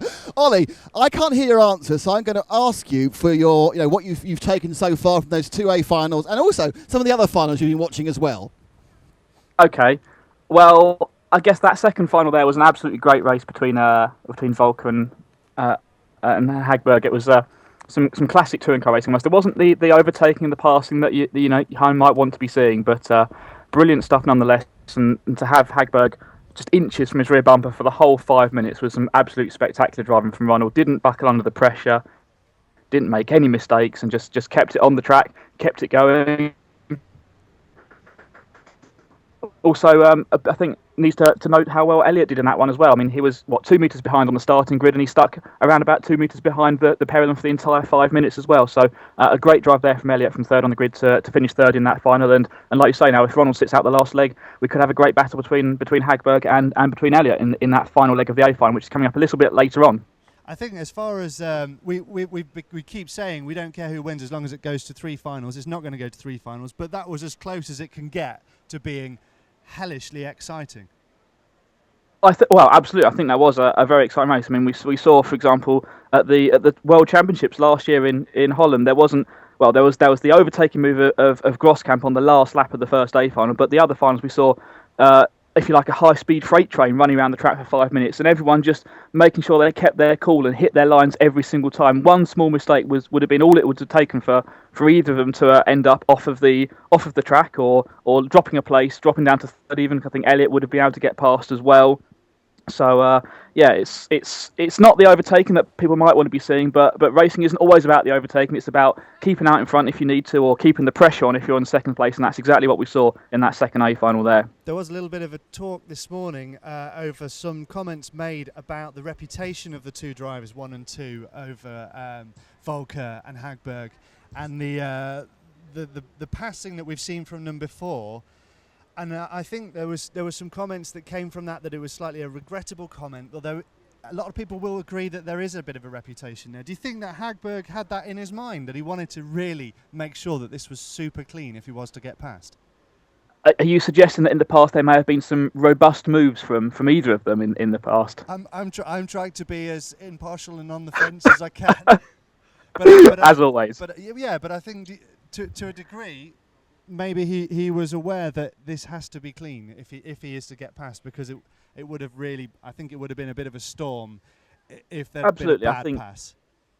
I know. I think that's absolutely the case. I think in all touring car racing now, whether you're racing at Euros, an ETS, or Worlds, or whatever, these guys. I mean, these guys race each other an awful lot. It's almost every other weekend you see that they're at some race somewhere in the world racing against each other, and they know that the eyes of the world are watching them. And you know, you only put a video up on YouTube of a bit of a dodgy manoeuvre now and again, and people quite quickly can take a dislike to the driver, and you know. It sticks with them for a long time, and it's with the advent of the media and the stuff that you're doing, broadcasting the whole race and the whole event live on RCTV. It's not just about the driving skill of the drivers and getting their cars around the track, but it's how they represent their sponsors as well. And that's a really key point. The sponsors need the drivers to be, you know, to be well behaved, and I think that's exactly what we've seen in this race. There were some chances where Hagberg could have lunged her up the inside, and you know it would have probably ended in a crash between them. But I think they've both matured a lot over the last year as well. I think from what I've seen in their driving, they've not liked to make moves like that anymore. They're comfortable. They don't need to sit there, and I think Hagberg knew that the only way he was going to be able to win it was a mistake from Ronald or you know trying to get a better tyre situation than him. And we saw in the middle of the race in particular where he was really, really close to Ronald's car, just managing the tyres that bit better, but it wasn't quite enough. And you know, like I said, they could have been a move where someone threw one up the inside, but they weren't going to be doing that because the eyes of the world are on them, and it's all about touring car racing and making sure they pull off a clean race. And I think Alex will be disappointed with second, but I think it's better that he's be happy that he has second place and a fair second place than there was a bit, if there's any controversy, hang over a win potentially. Ollie, I'm going to let you continue, but I'll just pass you over to Nick while I go and take care of some important business. This is going to be an important business. I assume that's paperwork. I have, Ollie. Now you'll be pleased to know I have no idea what you said so far. I'm sure it's all fantastically high quality. I vaguely know what we've been running around with turning. You know what it's like. We at RC Rating. You've got to turn cameras on, turn them off. Yes. Run around that sort of thing. Put the cards in them. Well, yes. Let's not go into that one now. Luckily, we've got lots of cameras here, so missing one won't be a big problem. I'm sure not. I was just saying that we've seen some really good racing in that final, and that's about as close as touring car racing as you get at the moment. I think, particularly with the speeds of the cars, and I know that the drivers are saying with this track and this tyre combination, there's not the high level of grip they've often seen with some other tracks and tyre combinations, but I still think that overall touring car racing, particularly in Europe, not so much in the UK where we have slightly lower grip circuits, but all the racing in mainland Europe, the traction is so high and the grip of the cars is so much there that it's very difficult to actually make a clean passing move anymore, and just to be able to sit on someone's bumper for 5 minutes and put them under the pressure. I think that's absolutely fantastic driving from both Ronald and from Alexander there. Yeah, I don't know if you agree with me, obviously, as the organiser of Britain's premier indoor series, but there's nothing quite like seeing touring cars outdoors in the sun. Oh, I'm not going to disagree at all. I mean, outdoor touring car racing is absolutely spectacular to watch, and on a circuit like that one where the circuit looks nice, there's some nice curbs which the drivers can get right up across. Yeah. The track's nice and smooth, so the cars don't get hit a random bump and get unsettled. It's absolutely brilliant. Unfortunately, in the UK, we don't get that sort of weather all the year round. All the year round, just today. If we did, then I'd be outside the whole year. But no, we have to make the best of it and go indoors, and that's what happens, I guess, with touring car racing. It's about making sure you've got a car that's good outdoors on the tracks like you're at this week, and also making sure the cars are good on carpet as well, because that's such a large part of touring car racing at the moment also. Yeah, I mean, obviously, the advantage of the electric cars is, of course, you can run all year round. We have a very much, the seasons ebb and flow depending on where you are in the world, but, you know, in UK, it's pretty 6 months, 6 months. In other places, they get a bit more outside. One thing I would say about this track is that whoever built it, other tracks need to come and look at their curbs, because they are beautiful, and they are just the right height. They're not flat, so you can take liberties, but you can take a bit of the curb, and it's up to you to take as much as you can without unsettling your car. And I'm really, really impressed with the facility here, which was literally built in some spare land by the organiser's father's house. That's absolutely fantastic, and I think that's something we miss out on in the UK with lots of our sort of planning regulations and acquiring the land to build tracks like that. But like I say, yeah, it's from watching it on the screens here, it's. The curbs look absolutely brilliant. You can take the curbs and you can ride them, but there's a point where you're going to go a bit too far, and that's where you're going to make the mistakes. And I think having the curbs that you can actually ride encourages that close racing as well, because people know they could take a bit more curb here, but there's a risk that if they take a little bit too more, then they're going to end up potentially on the roof. I guess what you need to do is you need to get down there and photograph those curbs and take some measurements and get those posted up online so we can have some RCTV copyrighted curb designs. I'm not sure whether that might be even too geeky for us, doing the design of curbs. I know that Matt's very keen on the Pantone of colours, so we get the exact red and the exact white we need as well. Yeah, and again, it's little things like that make the track look really nice. There, it's all well presented, and you can see the green areas of the fake grass, if you like, which is just painted tarmac by the look of it, and the red and white curbs, which means the drivers can see the curbs nice and clear, so they know how much curb they're going to be taking on that corner. Well, of course, I know you're a big fan of well-presented things, because of course you wrote an article on which you can find on Red RC about how important it is for things to look right, and it is true. Certainly, I think in these European events, when you come to Southern Europe, they really do give it a lick of paint. The mayor turns up, the locals turn out, and it gives the whole thing a much bigger feeling about it. Well, we know it's 70 people racing toy cars, but suddenly it gets on this feeling of being a much bigger social event for the locals.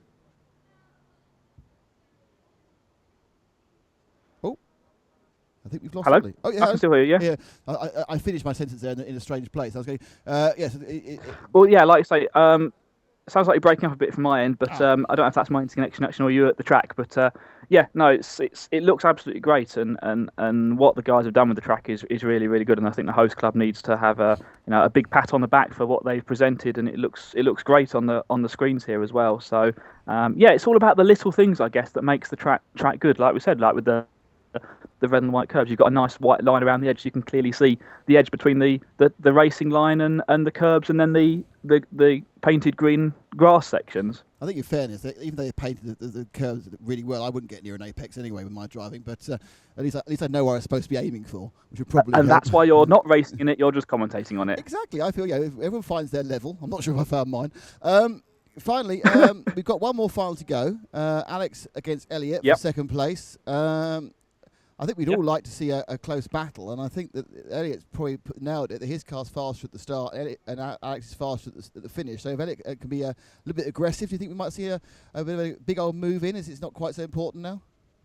I think there's definitely the chance of people taking more chances in this one now. They know they can't win the overall title, but it would be great for Elliot to get up to second on the podium, and obviously Alexander wants to hold on to that second place. So I think that the difference will be, of course, that Alexander hasn't got to race down Ronald in front of him, so he straight away becomes the person being chased rather than the person doing the chasing. I think in those first two finals, he didn't have to really worry too much about Elliot. Elliot was there, and if there'd been any mistake from Alexander, then he would have made a place up. But I think Alexander was solely focused on the car in front of him, and now he's not going to have that to chase down. So that might just be enough that Elliot needs to get right onto his bumper, and then we'll see again exactly how close the racing can be, and if we can get any overtaking moves in there.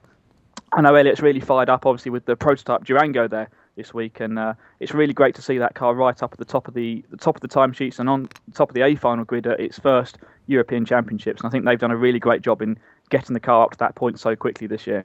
I mean, I'll ask you a question, because you obviously go to a lot of RC touring car events. You've done the ETS events, you do nationals and BRCA events. Yep. The impression I'm getting, and I know it's just one meeting, is that possibly one of the all-conquering machines, the Tamiya, is getting a bit long in the tooth, in that we've got a Yokomo at the top, we've got a X-Ray improved in second, we've got a Durango in third, we've got Automatics with 2A finalists. In all fairness, those guys, not the super top guys, very good drivers, not the super top guys. Are we seeing perhaps a balance of power shift in the chassis here? Well, I think that's the case. I mean, obviously Tamiya won the World Championship last year in Holland at the hands of Groskamp, but they're all doing development work on the cars, and it perhaps is that Tamiya, just the developments they're bringing or working on don't quite seem to have the same results as some of the other teams. I mean, we see that in Formula One, for example, with McLaren, that have produced not a very great car this year, but they're still working on development parts. And I don't know exactly what spec the cars are running this weekend, but if you've been to any of the races with any of the Tamiya guys, you'll see there's always different parts on the cars at the moment. They're just trying some things out.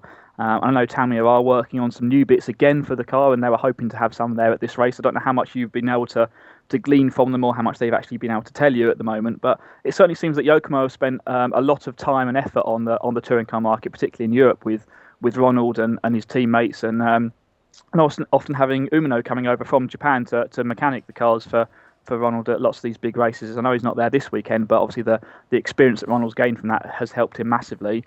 Then the Automatics car's come on a great amount in the last couple of years, really. There's been a lot of development on that as well, and the likes of Freddie Sudoff and Viljami are some great drivers up there, and they're showing how much speed is potentially in the car. I mean, there's been some great results for the Automatics, also over here in the UK in the Pro Stock classes. So it's gaining in popularity, and we'll see how that develops, I guess, over the next year as well. But I think you're absolutely right there, Nick, that the development on the Tamiya, it's not quite there. The car perhaps isn't the Tamiya car in the past always looks to have been the fastest car, Outdoors, and the last couple of years outdoors it's been the fastest yeah, outdoors, car. yeah.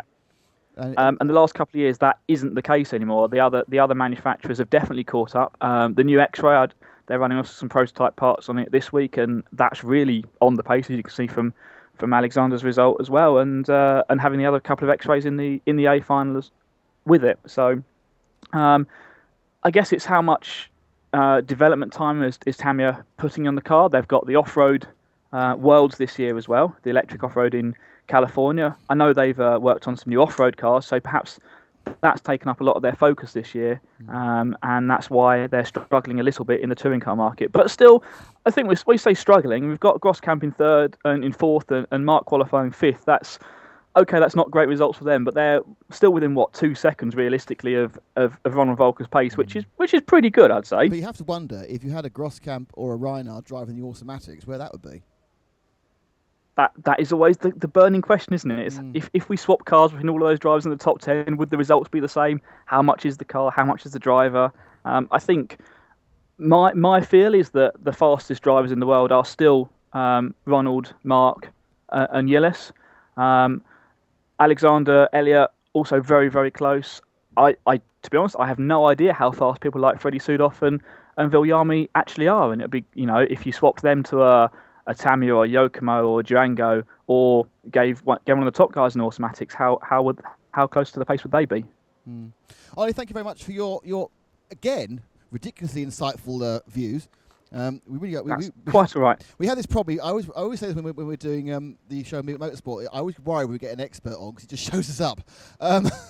So thank you very much. Enjoy the rest of the afternoon. Hopefully you'll be watching the third final. I think the third final, as you say, it becomes a bit where people can just throw caution to the wind now. I think we're going to see an action-packed third A final.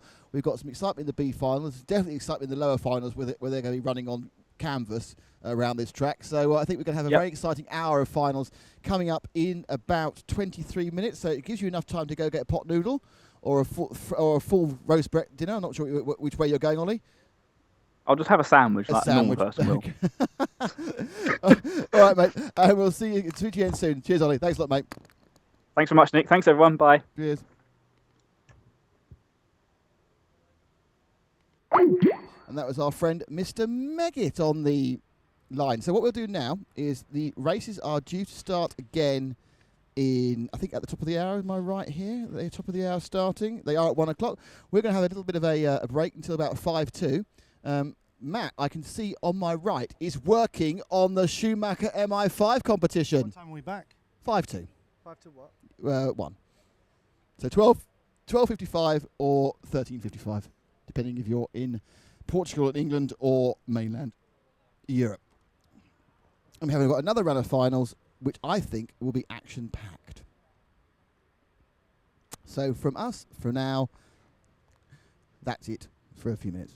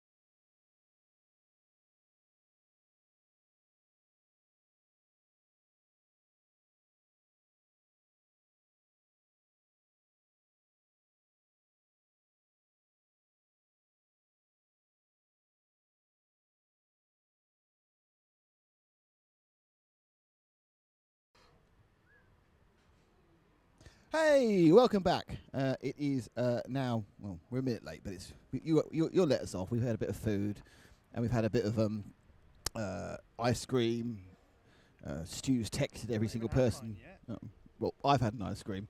There's a reason why Matt hasn't had his ice cream. It's a very exciting reason that will be revealed in a couple of minutes' time. Matt is still waiting to reveal that he's just fiddling with his final part of his ice cream non-eating based reveal. And Stu's still texting, so that's good. So we've had 2 finals. We have a new European champion. It was declared his car was fine. He has won. Well done, Ronald. We have a selection, though, I think, of very exciting finals coming up. The 3rd round. It's excrement or bust, isn't it? Oh, right, okay.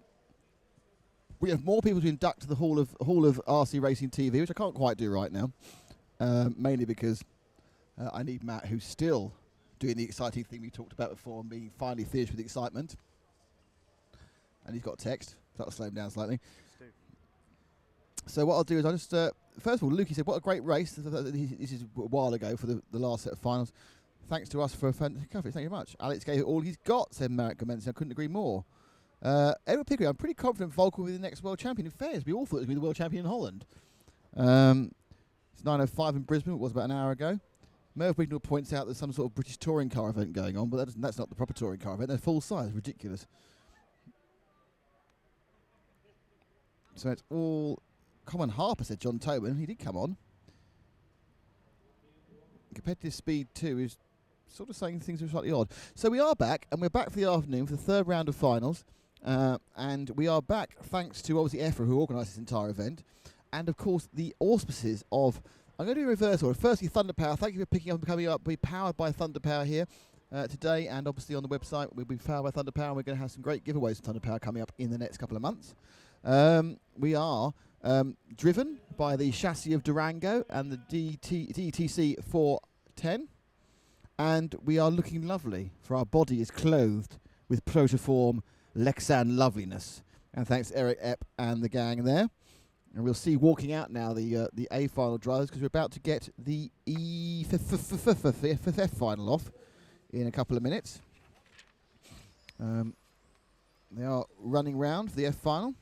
The final, A final, which I think will probably not feature Ronald. Traditionally, the guy who wins the first 2 doesn't go out, will be off at 13:50.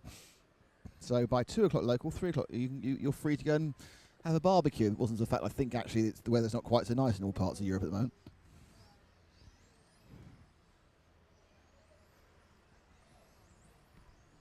I wouldn't have done that.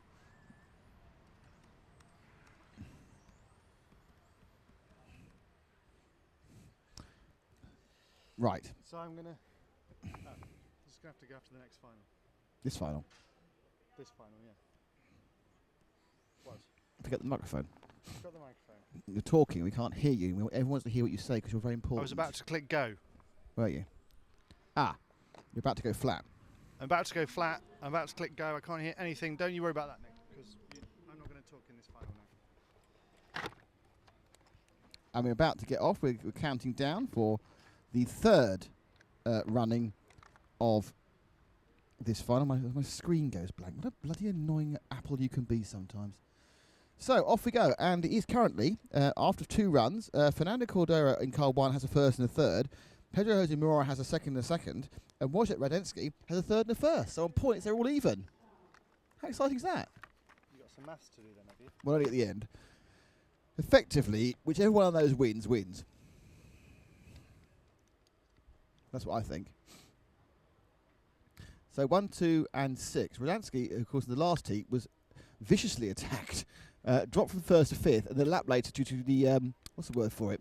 Ineptitude of the drivers around him, had ended up back in the lead again. Let's go. And they go in the first corner, and Wojciech tries to get through everybody and causes a massive crash. So I think he might be out already. Oh, and that's not the way to drive. Car 1 pangs it, and straight into the lead goes car 2 of Mora. So it's 2 from 3 from 1. And Mara basically handed the lead there by other people's mistakes. He's not in the lead anymore. Where's he gone? He's fallen off. So it's now 3 in the lead from 1. 2 fell off down the straight. And we're now leading 2 and 1. So it's going to be 3 and 1. So it's It's Ferreira from Martinez.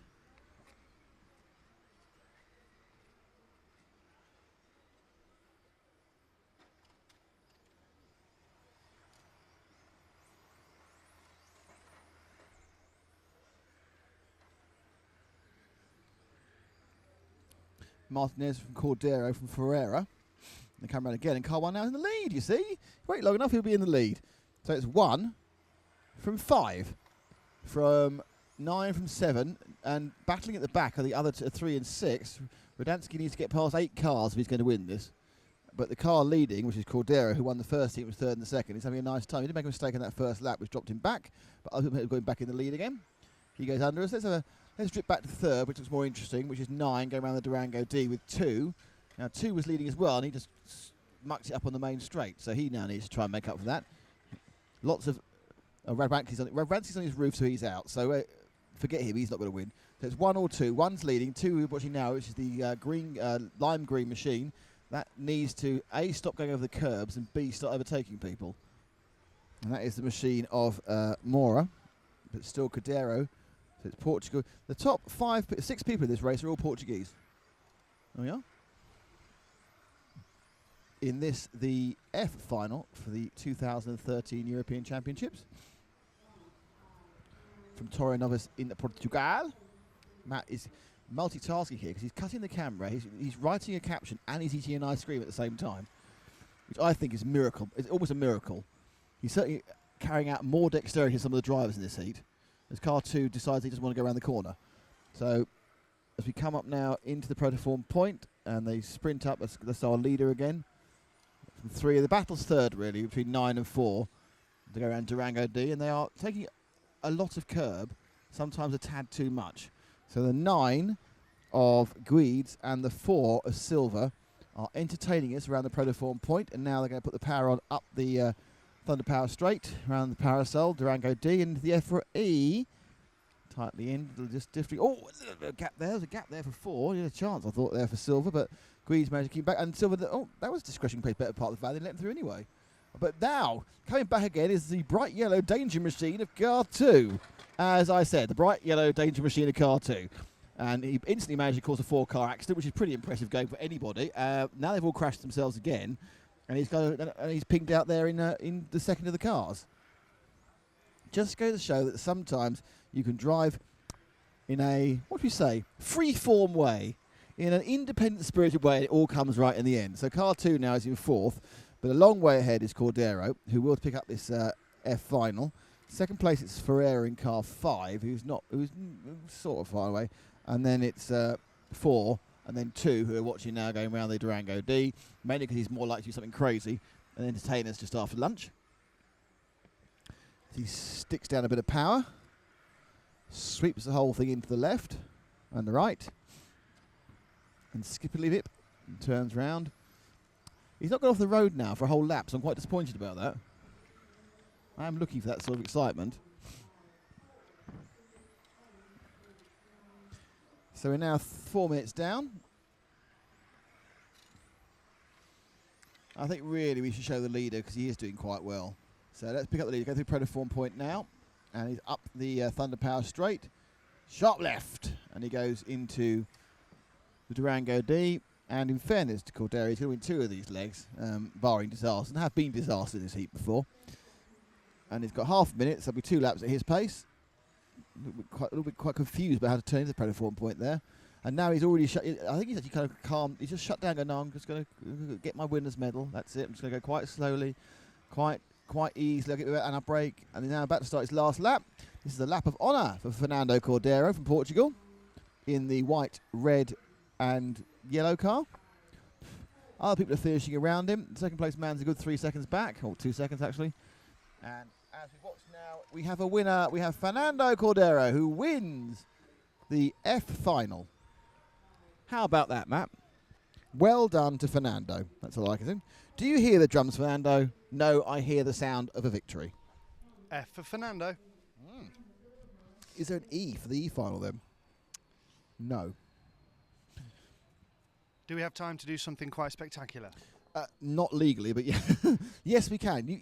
You've worked so hard in this last half hour, I'm going to let you do it. You can let me do a bit more work. No, well, announcing is hardly work, is it? Well, hang on. You talk. You announce it. We have finally got all the information we need for the greatest competition in the history of RC Racing TV, and probably competitions, actually.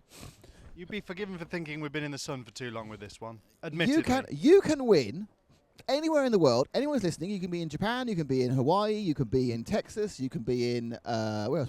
Vegas, you can be in France, you can be in Peru, you can be anywhere in the world. Your chance to win a absolutely brand spanking new from the box Schumacher MI5 competition touring car, as raced into many A finals by Chris Granger and many others in Britain and around Europe. So it's a top touring car with, I think, a street value, I think about 460 quid in the UK, which is a lot more in dollars and a lot more in euros. To do this, though, we want you to use your predictive powers based on your knowledge of Schumacher Racing team drivers. We have asked them a set of questions. I'm not telling you what the questions are. To find out what the questions are, to find the questions, you have to go to www.rcracing.tv. And there's an item there that explains the question. But to answer the question, you have to answer on our Facebook group, which is go to Facebook and type in RC Racing TV and join us. You're not already joined, and then you can type in the answer.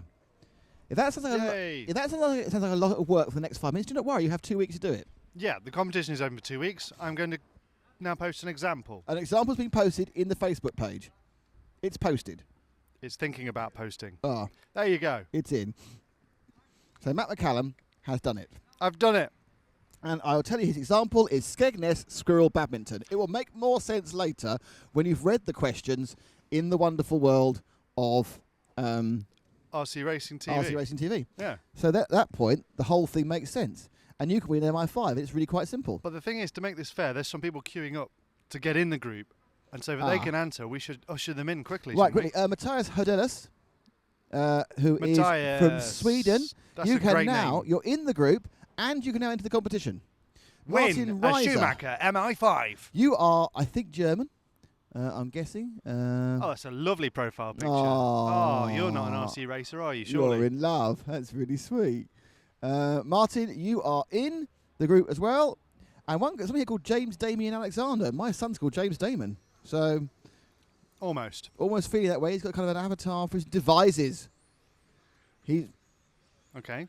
He was in the Canary Islands quite recently, but he actually lives in Devizes, which is in Wiltshire, which isn't quite as Lovely. lovely. But he can now Welcome, James. enter the competition. Win a Schumacher MI5. Oh yes, and now Humaid Al Khalafi, who hopefully is someone really exotic. Hi, Humaid. He's in Dubai as well. Well, perhaps we'll see you quite He likes soon. a bit of the F1, doesn't he? He does. He's probably been to Bahrain and seen the race. Humaid, go back to the Facebook group and win a Schumacher MI5 with rcracing.tv. And we have John Hellings Ustby. Hey, John. Oh. You're in. You're in, John. Sorry, John. Added you without looking at who you are. I'm guessing by the O with a line through it, you are a Scandinavian person. Okay, good. And now Werner Schmitzel, who I'm sure has been called something else in his time. Hey, Werner.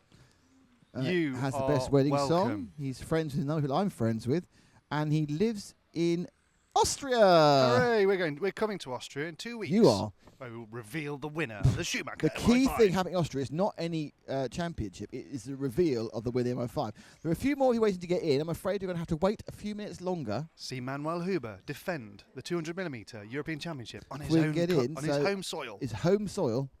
So that's quite good. We've got people looking to join. That's excellent news. But we are now needing to talk to you about the E final. And it has Juraj Hoodie. Jorg Michael Titt won the first leg and then pulled out the second one. Pierre Delorme won the second heat. Second place in the second heat was Uri Huddy. And second place in the first heat was Marcus Wegman. So any of those can win. Brilliant. And good luck to them all. That's very generous. Well, I'm generous. Huddy on pole. Titt on second. Siemens third. Wegman fourth. Delorme in fifth. And they're off. Slow start from the car 3, but he's not really involved in this.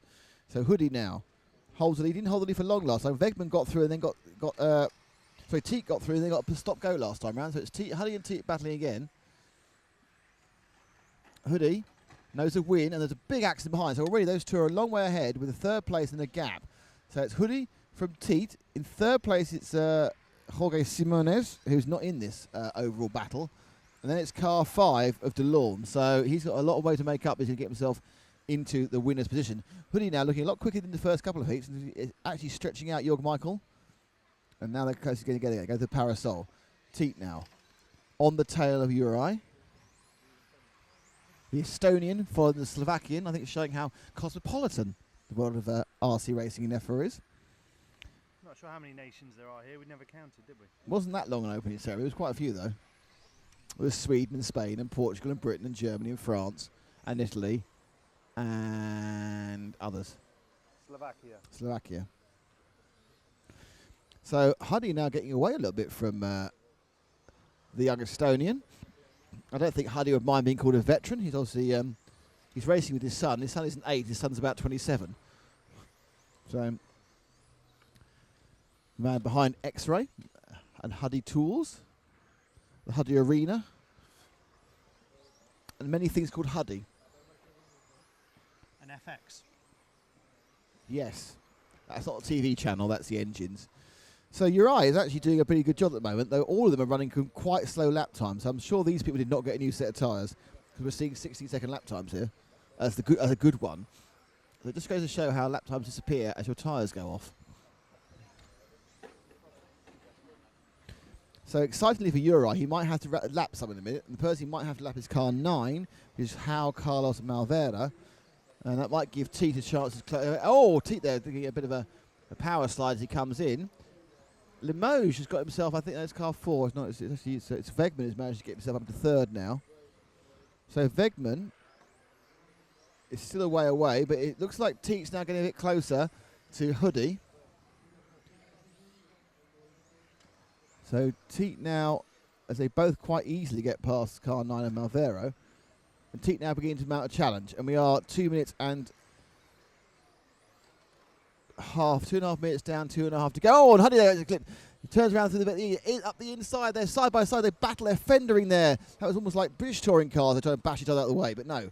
Hoodie just keeps it. And then Wegman now is catching up as well. So we're going to have a 3-car battle as Hoodie and Teat come together again, and Hoodie just has to give way. Then he has a huge bit of oversteer and loses 2nd place as well. So 1st to 3rd there for Hoodie, and that's Wegman now, who came 2nd in the 1st leg and had problems in the 2nd leg, now gets a clean run, the 2 white cars at Teat with Hoodie in 3rd.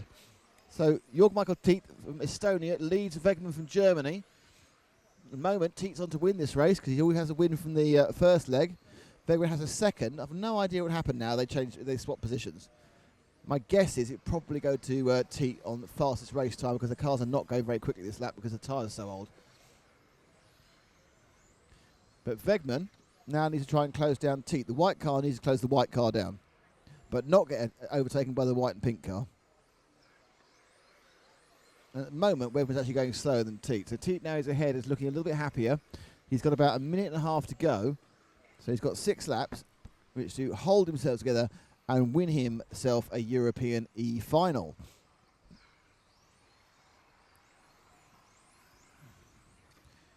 Teat in the Serpent. He tried to claim he had got done for a jump start in the first round of the event and wanted us to use our cameras to prove he didn't do it, but we weren't filming him at the time. And Hoodie gets turned round. Yes. And behind him, Hoodie was doing right, got turned round. So we are now very much into a situation where the leaders are away, and this race has kind of disappeared into nothing very much, because actually leading now by quite a long way and coming to the Parasol is Teat, about to go round the Durango D. Taking a bit of curve left and right, and there's less than a minute to go. There's about half a minute, in fact, left now. As he comes round, so he's got 2 laps more to go. There's all sorts of accidents happening elsewhere, but they're not involving anybody of any import to this race, important to themselves. And he now goes down the straight for the penultimate time. He will start his last lap, and Jorg Michael Teat of Estonia will win 2 legs of this, the E-final, and with it will become the E-final winner. I bet you never thought you'd say that. I am the winner of the E-final. Not sure if we wanted to say that, in fairness. But he is the winner of the E-final now, as he crosses the line. Well done. Don't go anywhere. We've got to induct people. Oh, well, I've got a camera to turn on. Ah.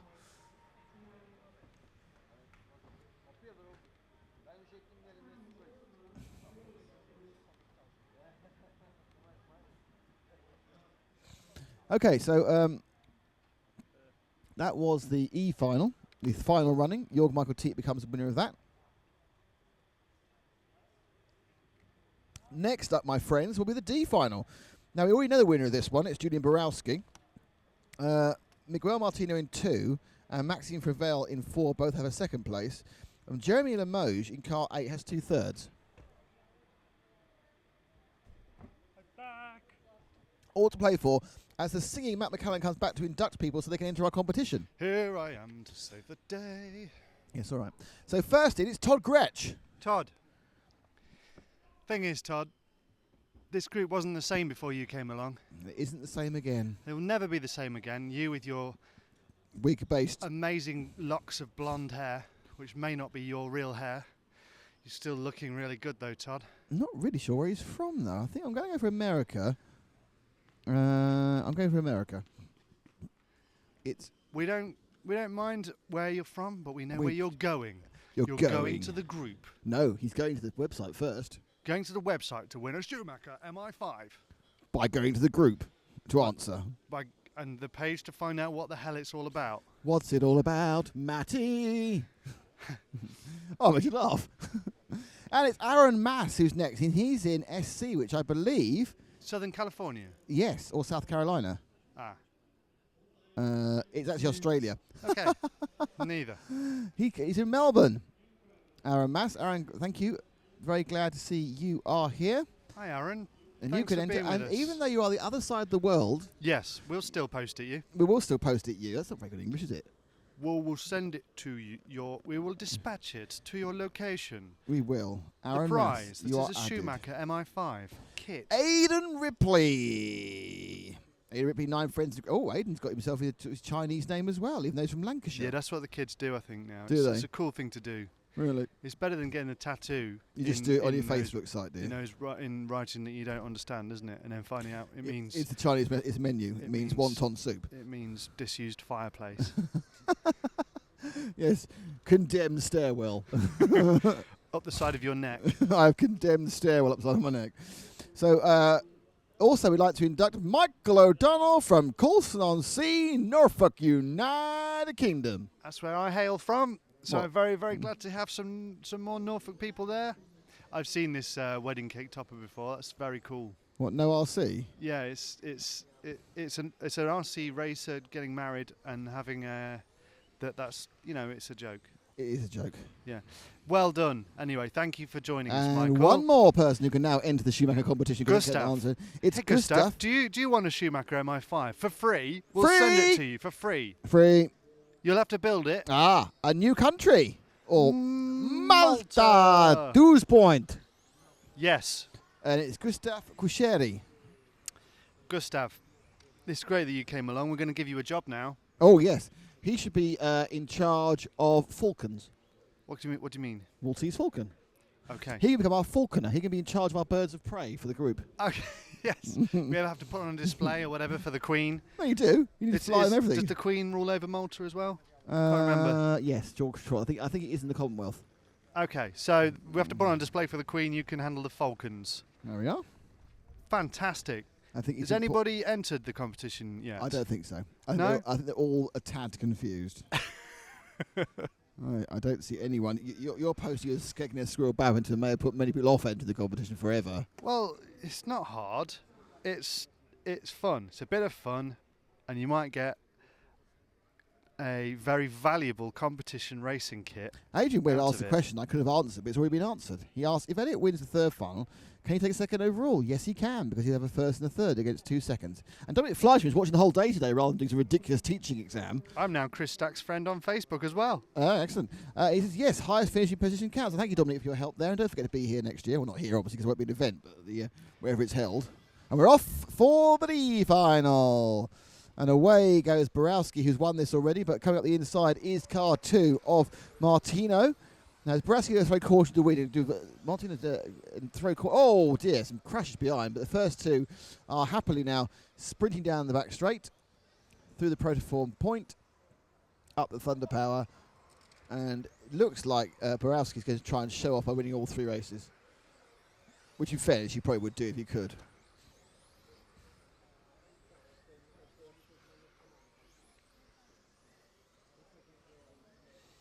So it's very, very close. Borowski's nothing to lose, really, so he may probably have a bit of fun by just trying to block car 2. Car 2 has 1 second, so at the moment it's looking like he might get a second overall if he can stay where he is.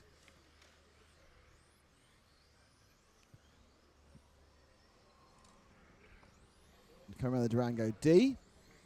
So the race slowly evolves, but at some point Martino's got to make a move on Borowski, otherwise he's just going to sit behind him the whole time. So what we need to see is he's sniffling around the back of him. And now he's turning right into the parasol.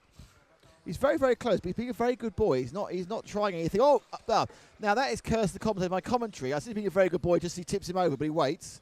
And that now puts the third place third place driver into play, which is Paquito. Mosquito Paquito now coming third. But Martino waited after he clipped the one of Borowski. Borowski already won this for 2 wins. Martino tried to tie up second place here in the D final. We're with you thanks to Thunder Power, thanks to Durango and the DETC 410, and thanks to Protoform, and of course thanks to EFRA. And it looks like after Borowski got that tip, he's relaxed a bit more into it. He's now pulling away again from Martino. Martino's in a bit of no man's land. Third and fourth's quite close. Let's go for third and fourth, Stu. And that is Paquito and Limoges. Jerry Limoges got 2 thirds so far. I think if I'm right on this one. He has, from 8th, and he's down in 4th, so he'll probably say I didn't qualify right. It should be a final high. And the 4 cars now have equidiscized themselves. No one for the dictionary there.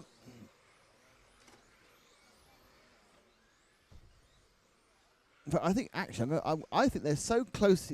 They're actually divided by 1 second. No, they're divided by 0.9, 1, and 0.9. They are equidistant at that point.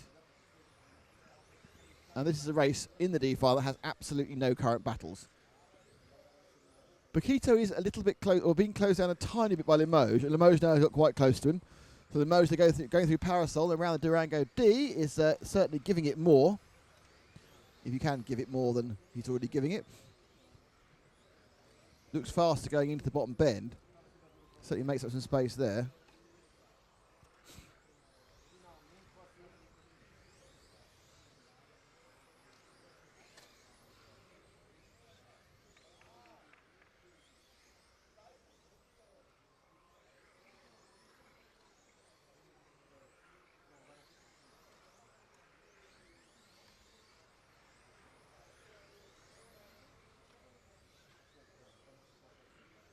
And finally, Limoges gets up trying to get the inside of Paquito. Paquito now blocking heavily as he predated from point. Coming right down the straight. And from being very close, just a couple of corners, he's lost a bit to Paquito. So Paquito now in the 7 car. He's holding off Limoges down to the 3rd. First and second still a long way apart. Limoges has still got this one. Borowski's still got this one. But it's Limoges now who's looking to pick up. Can he make his third from 8th on the grid, which would be quite impressive. He expects the Durango to be far too wide there. And Paquito happily he hops over a curb, which may have actually benefited him. Still a while away. We've got just over a minute to go. And the 7 and 8 are absolutely locked together. Little front end washout there for Paquito. They go around again. And they've been locked. This is lower final action, but some pretty good driving here. So can Limoges do it? Oh, is it him? No, he's going to go. He waited again. Some very polite driving. Now 4 cars together. They're joined by the 0 and the 6 of Vogel and Vigeron. Still first and second are away, and we're down to the last half minute. So it looks like it's going to be a clean sweep of wins of Borowski. He's going to get 3 wins. Martino takes second overall, and can Limoges pick up his third place? We don't know. It's very exciting. He's right up the tail of Paquito now, as they're about to begin their final lap. Come on, go for it. Comes up. Oh, nearly. Comes in the Durango. Got the inside. Braked out. Oh, he lost the position. He braked out. Not to take out Paquito and lost to Vogel. Vogel picked up the place. Limoges drops to 5th. The winner is Borowski again. Second is Martinez. That's your first and second overall as well. Borowski from Martino. Favell won't pick up third. I think third will go to Limoges after all that in this, the D final.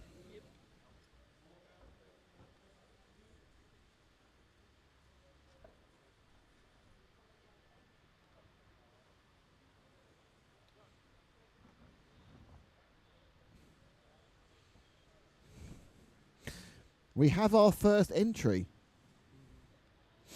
Our first entry in the competition. We have our first 3 entries.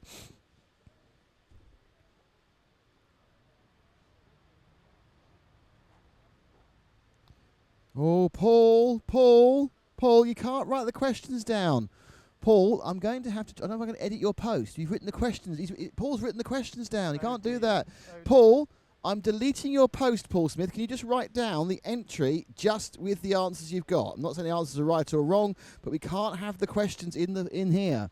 So no offence, Paul, but I've deleted your post just because you had put the questions there. So just, all you need to do is what Wayne Parry's done with Melbourne Hill Cycling, what Dan Maher has done with Phuket Elephant Football, and what Adrian Ripley's done with Florida Dog Tennis.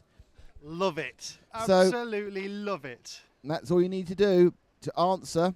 And we have 3 people desperate to join the Jonathan Cocking is the first one. Hey, Jonathan, you're just in time. He is just in time. And he has Finals day of the penultimate event. he's been at the University of Hull. Nice one. I think he wants to enter. I think he's got an animal. I think he's got a holiday destination. I think he's got a sport. Well, then let's hear him. Actually, I have to say something because there is a point about this. Yeah? I did say not RC racing is the sport. When I asked the sport question, what's your favourite sport? You can't say RC racing, I said. That's a clue then, sorry. I have to do that because it's only fair because someone put RC racing down and it's not fair they don't know I said it couldn't be that. Hey, you can have as many goes as you want. You can. There's nothing, that's fine. We have Cancun Donkey Football from Peter Phillips. I'm not sure Love what that. Zara Phillips would say about that. It's just Cancun donkey football. Perfect. These are just ideas, aren't they, for TV shows? Yes, basically that's what we're trolling you for ideas. Spain Cat F1. Yes. Greece Dog and Golf. A Greek dog golf competition. So, Anderton Smith, you can enter now because you will be in the group in about a minute's time. You're Anderton. Thank you. You are in somewhere in Germany or Austria. You drive an X-ray, I believe a T4. No, it's not German or Austrian. That's it's like Dutch as a language. So he might be Dutch, but not staying in Dutchland. Holland, I know it's Holland. Don't worry. Netherlands.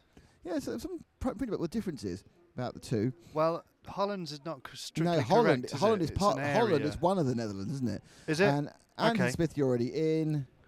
And I've just clicked the wrong person. Someone just entered, and I missed them. I don't know who they are. Really sorry. Someone who wanted to join a minute ago. Yeah, It might go. Well, it'll be the top one of this list. Okay, let's see. You'll be in probably already. Alejandro Delorso. Hello, Alejandro. Are you here Sorry, to get a Schumacher Alejandro. MI5? I said you could come in, and I didn't. Oh, we are now just 12 short of our target. A man of impeccable taste. 12 short of our target 50. We have Germany Elephant Lawn Bowling. Love it, Edward. Yes. Lawn bowling. Joe that's good. Santos says Dubai and Camel and Yep. soccer. And in fairness, he wouldn't be far off in my answer there. Really? Though it wouldn't. Be, I have had some fun with a camel. But no, that sounds awful. Oh, I. But that would be do you know what my answer would be? What would your answer be? My answer would be goer, Goer, lizard, lizard, probably curling. No, it would have to be hurling or no, curling. It would be goer, lizard, Le Mans. That's not a sport. It's endurance racing, sports car racing. I'd say lizard endurance racing then. Okay. Enduring lizard racing. Great. This is Wimbledon. brilliant. Oh, Ed Clark. Wimbledon monkey tennis. There you go. That's Man someone- after our own hearts. That's someone who doesn't want to win but wants to get his name read out. So this is taking off this is going a wildfire now of entries.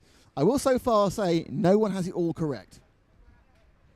There's a complicated formula that we've written so we can calculate who's correct. As the Adrian Webb has come back with Chudley, Swamp Donkey, and finger wrestling. yeah, love that. Love that. I'm not even sure. It's Chudley for the pageant of power is. About to start the C final. final. C final. It's a C final, and we do not. And we have a winner of this one as well. Do you want to see the final? I do. Very good. Tim Val has won this one already. Tim Val is the winner of the C final. He has won it with 2 wins. Alex Laurent in car 2 has got a second, as have Dino Stadler has a second. So, and this final disappeared before I found out who came third in the second leg. So, basically, I kind of may not be quite sure about second overall, but I think it's between Alex Laurent and Dino Stadler. And they're away.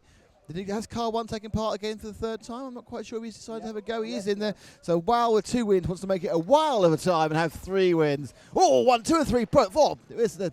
let's concentrate on there's a big selection of accidents there to choose from between they're carrying on having them through the EFRA, and Val gets away and he's been handed another win, really. So in second place, coming up the straight, it's Alexander Laurent, I think. Sorry, Cyril Ndai, the multiple French champion in his Giacomo now. Car 7 of Francesco Martini in the X-Ray is in third. And behind him, it's Dino Stadler. So the second and third have played no sort of real part in the first two finals, but are now in second and third. So it's Ndai from Martini, and then it's Dino Stadler in fourth. So we come down, we're about 3 laps in, 45 seconds down. And then Ndai going quite wide there through the Durango D, coming through the EFRA E. And let's see what sort of power the French national champion has. He's not short horsepower, Cyril, that's for sure. A bit wide, though, around the snake bite. The Thunder power straight through. Oh, and that was a... Martini went a bit wide, and Dinois got half inside and then backed out of the overtake on the parasol. So the action now is between third and fourth, with Martini struggling slightly to hold back Dinois. And suddenly, though, a bad bit of half second by Cyril Ndai, and he's got Martini all over his backside again. So I think it's fair. Both Martini and Ndai haven't done as well as we expected. I think both of them are suffering from having cars aren't handling brilliantly. They are different manufacturers' machines, so it is possible to set every single car up wrongly. And it is Dinois is now looking very, very racy. You get a look at the inside, half up the inside of Martini. Martini holds his line through Durango D and through the first half of the E. A lot of curbs taken over Dinois as Stadler. Weil is in a different country so far ahead. He's already in Spain. He's on his way home. He's so far ahead of this race. So 4-7-3, and actually number 9 of Weiss. Steve Weiss is joining them here in this 4-car train that's led. Oh, and a huge tank slapper moment there for car 3 of Stadler, which has let Weiss now through and past him. So it's Ndai from Martini, from Weiss, and we are 2.5 minutes down. So halfway through this race, Tim Val somewhere else, driving across Pamplona now on his way to Madrid. And some very close race for second. And all these cars are variations of green and white as well. So it's the green and white car from the green and white car from the green and white car, Max. You like colours, don't you? Yeah, well, it's easier to see what's going on there. 4 from 7 from 9. And Weiss now getting racier behind Martini. Dinois Stadler recovering from his tank slapper. But I think Martini's got a little bit more horsepower than Weiss as well. And he's now come right up the kind of parasol. Look at the inside. Weiss takes a lot of curb there as he attempts to get through round the Durango D, and up now around the inside. He's got Stadler to worry about Weiss as well. But second and third very close now. Ndai and Martini. Martini gets up the inside through time. He has to back out, checks out not to get his nose taken off. Then he gets a tight line through Protoform Point, but all the time just slightly ahead. And Weiss has lost fourth place, as in comes the car 3 of Stadler. So Stadler now joins the party again, much as he was like there just a couple of minutes ago. We're now 3:30 down, minute and a half to go. And there's a bit, and Stadler made another mistake, and that's actually kind of where he got kind of turned slightly, half mistake, half helped. And that's put Weiss into third, with behind him car 8 of Carvalho. But Martini now has dropped out of contention. Oh, no, hang on, no, Martini's still second, he's miles ahead. I forgot about Tim Weiss, who's now just got past Barcelona on his way to Malaga for a fortnight's holiday. He's so far in the lead. That's Val, of course, is lead, not Weiss. So Val's leading. There he goes, passes now. Val's lead is, as he passes it, in under 4 minutes, Val has managed to get himself ahead by something in the region of 8 seconds. But it's Martini in second. It's Ndai in second by a reasonable distance. These blue, green, white cars. So it's Weiss, Val from Ndai from Weiss. Weiss battling heavily. I think actually Weiss may have lost the place there to Carvalho. He did, but he's got it back again. Oh, and that's a big, poor old Stadler having all sorts of problems. So if we come down to the last couple of laps, it's Val leading, and Ndai is in second, gradually being caught again by Weiss. So second and third now are the closest cars on the track as they go around the Durango D, and Ndai has been kind of in second the whole time. He's holding back. He's got Weiss has only got one more lap after to do something about it. So it's last lap. Tim Val has won 3 or 4 hours ago. Around they go. And Val is going to do a time which would be good enough for something in the A final. So Val's found some real pace today. He's won all 3, but Ndai picks up second. And in third, it was Vice. I have no idea who's come second in that one. Well, we are brought to you by Protoform. We're sponsored by Durango in the DETC 410, and we're powered, completely recharged for finals day by Thunder Power Racing. Thanks to Jim Skinner. Power. Yes, that was quite a good final. I quite enjoyed that one. I enjoyed it. I enjoyed it a lot. 2 finals to go. There's something that we do need to point out with regards to our competition as well. It's brilliant. It's a brilliant competition, which you can find by going to rcracing.tv now if you wish to win a Schumacher MI5. If Facebook is not part of your social world, I don't think it's right that we insist that you join it. I don't think that's right. So I think, and this is a proposal now on air, I'm going to put you on the spot, Nick. People can comment on the post, the page within RC Racing. They can email us. Okay. Because that comment thing will disappear and be hard to check.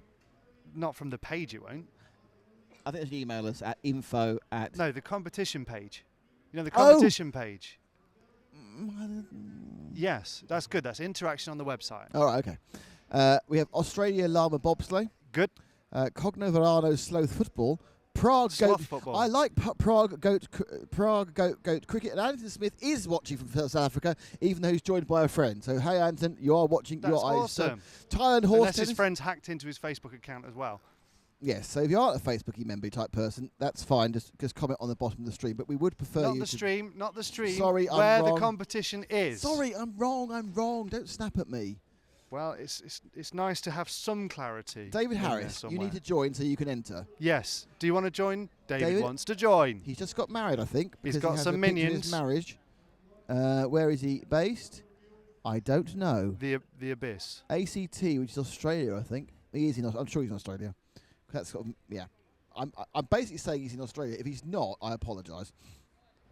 As Stu harpoons the deck we're standing on with a large parasol. And Scott Fife Johnson. Scott Fife Jameson. This is a land of opportunity for you, because not only are you now an honorary member of the team by going to Facebook and searching for RC Racing TV and asking to join the group and being admitted into the group, there's also the possibility that you could win a competition racing car, touring car. Also, he is going to Brighton Uni, and he's a fan of Official Robot Wars, and I was a fan of Robot Wars when it was around all those years ago. Were you really? Well, there is a new series coming to Channel 5, which involves robots fighting, which is much more technologically advanced than that original series. And do you know what? We will have interviews with the production team and more news about that on rcracing.tv. Do you know, I didn't even know it was happening. I've set you up for a plug without even knowing it. Yeah. You're in, Scott. There you go. Consider it plugged. Now, we are in a bit of a problem in that we need to find 10 members in the next 20 minutes. Oh, boy. That's like one every 2 minutes. So if you are watching this and you're not yet a member of the Facebook group, we really appreciate you not thinking about it and just joining us. How do you do that, Matt? Go to Facebook, search for RC Racing TV and click join. If you do that, we will then be able to enter you into the group and give you congratulations live on air. And that will be amazing for us. And I think it will be an exciting thing to happen for you as well. Mark Vardy says, could you post results for us on holiday? We have no proper connection. Could you pop brands next to the names, please? Thank you. It's always a nice thing to do, yes. If we get time, we will write down the finishing order. But then I feel sorry people who want to hide from the results. One what, sorry? Because do you know how disappointed I was when I found out the result of the 1/8 track last week? Because Franca posted it. Yeah. And I wanted to watch the final because I couldn't see it because I was actually commentating another final at the time. You were disappointed because a member of the team had posted the results to a race. Doing I was his disappointed job. because a member of the team had done his We're job. about to begin this final. We are. It's the B final. Let's go. Well, we can't go. It's not our job. Somebody else does that. Somebody make the noise. Yes. Somebody make the starting The sound. barp noise. Oh, we've got 3 more members. We need 7 more of you. 7 more of you need to Come join. on, we're nearly there. 7 more joiners in the next 15 minutes. Let me go to my RCM. So it's B final. It's Victor Philk on pole, David Albar second, Alessandro Menucci is third, Martin Huddy fourth, Ollie Butnick is 5, Michael Lassie 6th, Colin Price 7th, Martin Huff 8th, Chris Allen 9th, Chris Crapp is 10th. The winner of the first leg was Abar. The winner of the second leg was Victor Vilk. It's all to play for. And they're off. Abar sprints up the inside, then backs out in the first corner, and Vilk gets away with the lead. Vilk from Abar. Alessandro makes a mistake and lets through car 4 of Martin Hoodie into third, and then it's the Italian Messiah, and then 5 moves round. Butnick is now in 5th. They come round again. And Vilk looks like he's streaking away. And again, Abar found it hard to break for the bottom corner.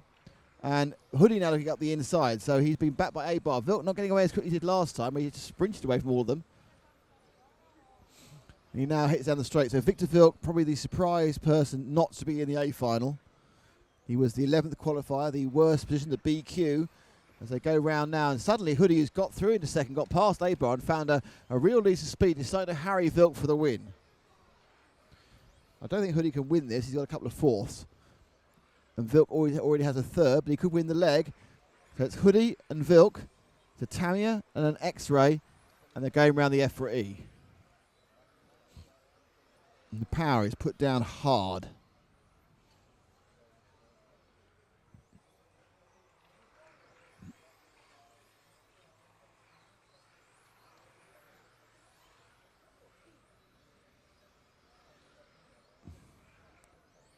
Vilk, Hoodie, Abar. Lessa Minucci is now in fourth. And at the moment, they're all behaving themselves and staying equidistant apart, which is not what we expect in B finals. In the battle of the Schumachers, it is Granger ahead of Price, ahead of Hoffer. But now, Hoodie getting a little bit more racy on the lead now. Looking to challenge Vilk as they go through and onto the main straight through the EFRA. Hoodie certainly giving away no horsepower to Vilk. They turn to the protoform point. Cars rise as they hit the power up the power straight. And they pull the full extent of the droop, lift the front end up.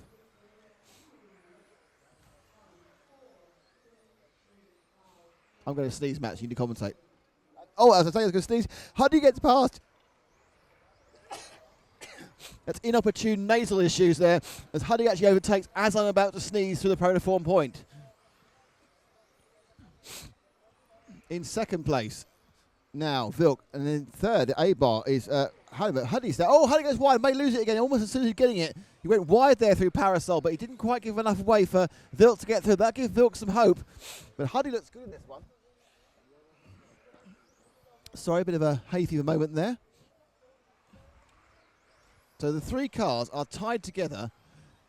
You could throw a blanket over them, not a particularly big blanket, wouldn't mean to be Super King or anything, but in fact, Vilk loses a bit of time. He gets kind of spooked slightly by Abar, and that gives Hoodie a chance to get slightly further ahead on 2 minutes 45, and again they drop right back. The second and third is where it's at. Abar, Vilk made a minor mistake at the protoform point. There's a car upside down the main straight. They're going to be careful. There's a marshal in the straight, and they come sprinting down. Managed to get out in time. And it is Hoodie from the close battle for second and third between Vilk and Abar.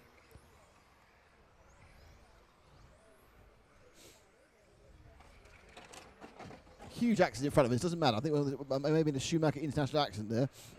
Abar now, they're settling down a little bit. Vilk seems to have a bit of oversteer in the car now.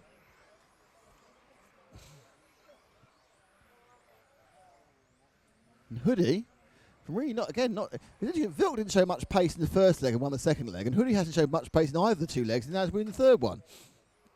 So perhaps cars are set differently for different times of day.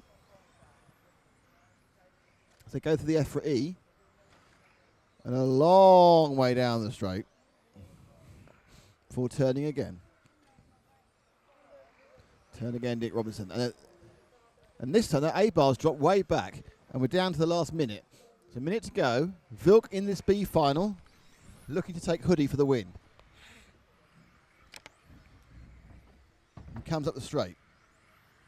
Turning hard round the Durango D, but Hoodie appears to have him completely in his control at the moment. He's got through off a slight mistake by Vilk while I was sneezing through the prototype P, point. And whilst Vilk can match him, he's not really gaining. Whether he doesn't actually need to, because the first and the second will give Vilk the B final. Hoodie, I think, with the first and the fourth is going to be there or thereabouts. A-bar with the first and third gets second. I think you're going to see that it'll be A-bar who'll pick second up overall. Hoodie there, after a slight problem with Vilk, is pulled further away. And we are now down to they'll do one more lap. So any second now, Hoodie will start his last lap. They all make the last lap, so it's as Orlaski moves aside to let everyone through, they all make the last lap. So Hoodie just needs to keep his all wheels down, and he will become a winner of a leg of a B final, but not the winner of the B final. B final will be won by Victor Vilk of Sweden with the Tamiya. I think A-bar of Journey will be second, and then it will be in third place somebody else. So this is my moment to get off my chair and go and turn on one of the cameras for our RC Racing TV coverage of the European Championships. You'll see in a couple of months' time or so on the telly. And we have extra cameras and extra recordings, and we get John Hindhaugh to talk about it. Third leg of the final. Don't think we'll see Ronald Volker out for this one. Traditionally, that doesn't happen. There's lots to talk about. And they're all laughing about what's going on. And they're calling out the 10 drivers for the A final. So we have I'm not sure if we're going to see Ronald. He may normally the guys go up onto the rostrum, but they don't actually take part in the race. Not sure I actually see him now. This the final race of the European 1/10 Electric Touring Car Championships, brought to you by EFRA, with the support of Protoform, the support of the DETC 410, and powered by Thunder Power. Thank you all for being with us. It's much, much appreciated. Go Bruno Rabbit Cahello. Just joined up Facebook. Hey, what nationality are the 3 Schumacher drivers? It's 2 Brits and a German. Holland has 2 provinces, North and South of the Netherlands. There we are.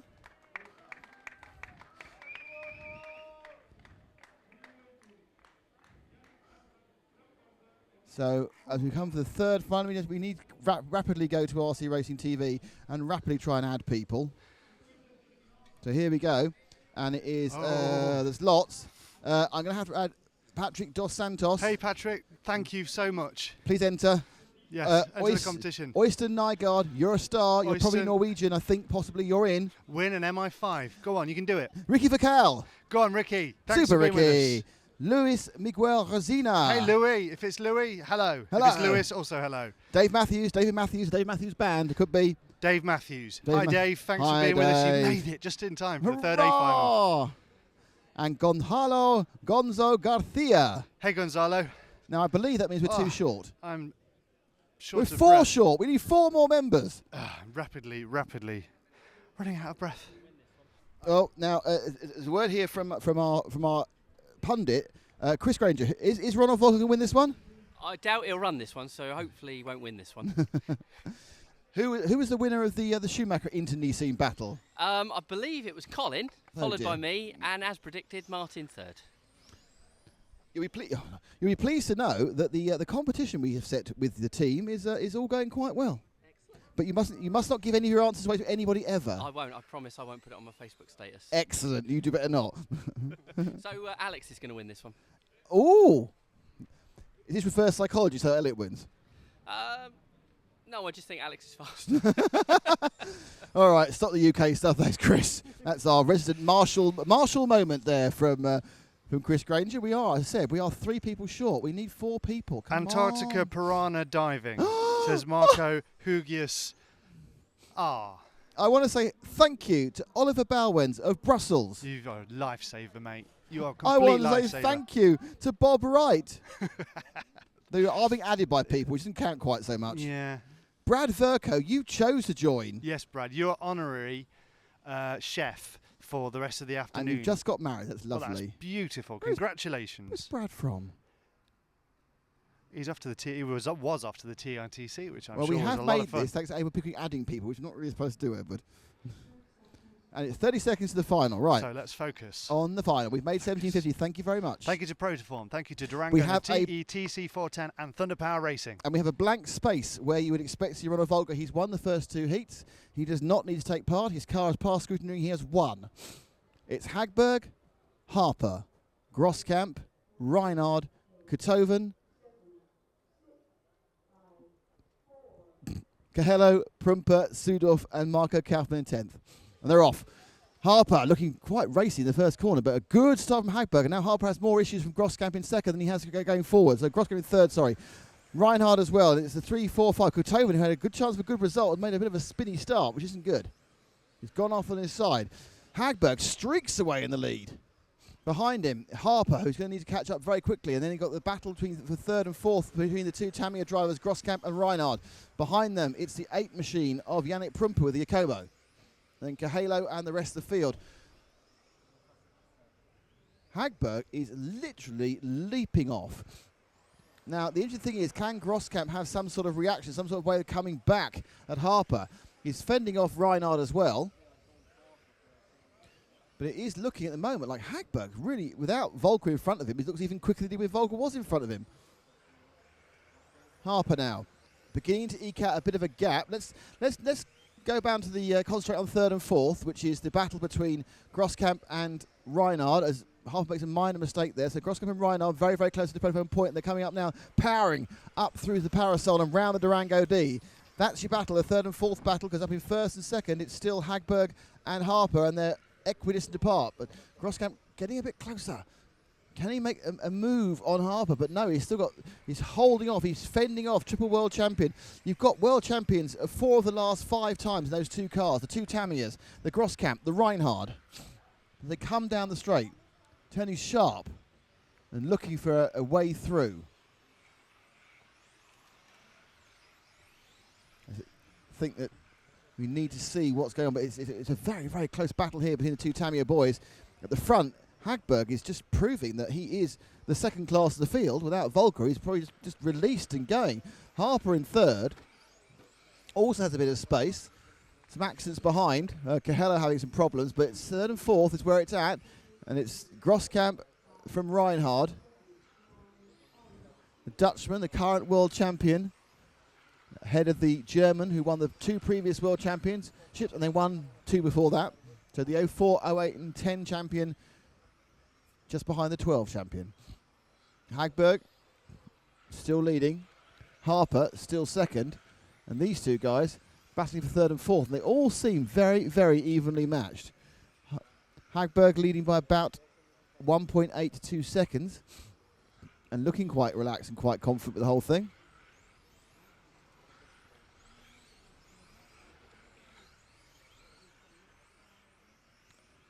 As our Tamiya twins are staying in position. I'm not sure whether Reinhard's really in the mood for he was quite down even yesterday about his qualifying position. So it'll be interesting to see whether he wants to make a big move to get into the lead. He switches in through the switchback and accelerates away.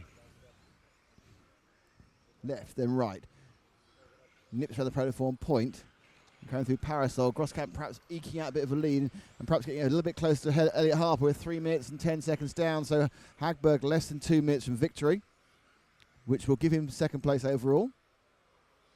Harper less than 2 minutes from second, which will give him third place overall and a podium spot in the Euros. But Reinhard now a little bit closer to Groskamp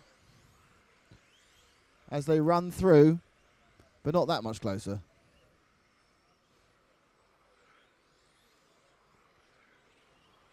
Can the German take Groskamp and pick up third? And probably I think they might give him third. It might give him fourth overall. It's a minor place. Yeah, neither of those people came here for fourth and fifth overall. They're all looking trying to win the European Championship.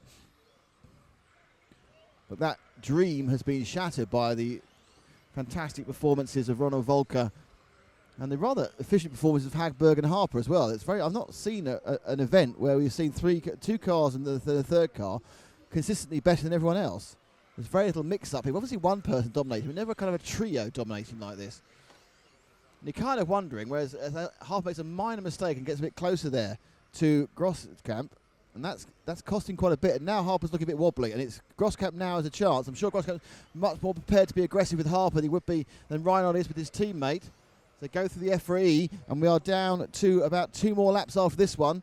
And it breaks hard, and Groskamp goes to the inside. Can he switch back into profile point? No. He's now got the Thunder Power straight, and he tips him, and he gets him back, and he's going to have to let him go through. And the loser out of all that, unfortunately, as Groskamp gets turned round by 9 of Sudolf. It's all gone wrong for Groskamp there. He turned round Harper, he waited. Let's pick up Hagberg for his last lap. He's going round the parasol now. But what happened there was Groskamp hit Harper, he waited. In doing that, unfortunately, Reinhard got involved in an accident, and then it was the 8 of Prumper who got involved as well, and that ended up knocking back the Tamiya drive. But at the end of the day, the winner is Alexander Hagberg. Second is Elliot Harper. They will be second and third overall. And the race a little bit more exciting at the end than you expected. Hagberg picks up second. Let's go and see if I can grab a word with him. There's a Yilliz is making conversations With Prumper? maybe I think possibly not he- too happy. I think he'd be unhappy with Prumper there. There wasn't much he could do. He kind of turned over Harper, so that would be not much he could talk about. There's plenty of interesting stuff going on there. They're going to do a presentation or have a fight. What's happening on the rostrum, I don't know. Has Alex left already? Has he run away already? Where is he? He's a very sneaky little man. Where'd he go? How can I lose the race? Getting winner? another drink again. No, he's not. Can you see him? Can we see him? Hagberg watch. Ah, that's got to be a series. Dr. Hagberg on TV. The elusive Doctor. The elusive Where is Dr. he? Hagberg. I don't know. Maybe he stepped into his There's TARDIS. a conversation here between Groskamp and... Is that his pit table? Is he? That's miles away. Well, these things happen. I have to walk. Look, hello, I'm walking. Oh, you did the Volker presentation shots. As he gets There he the is. podium shot. Ronald Volker and Kotoven's having a row as well. So Kotoven and somebody else, I think, are having a bit of an argument. Alex? Teammates. Grab Alex over here if he comes round. Let's see if we can grab a word with Alex Hagberg as the champion.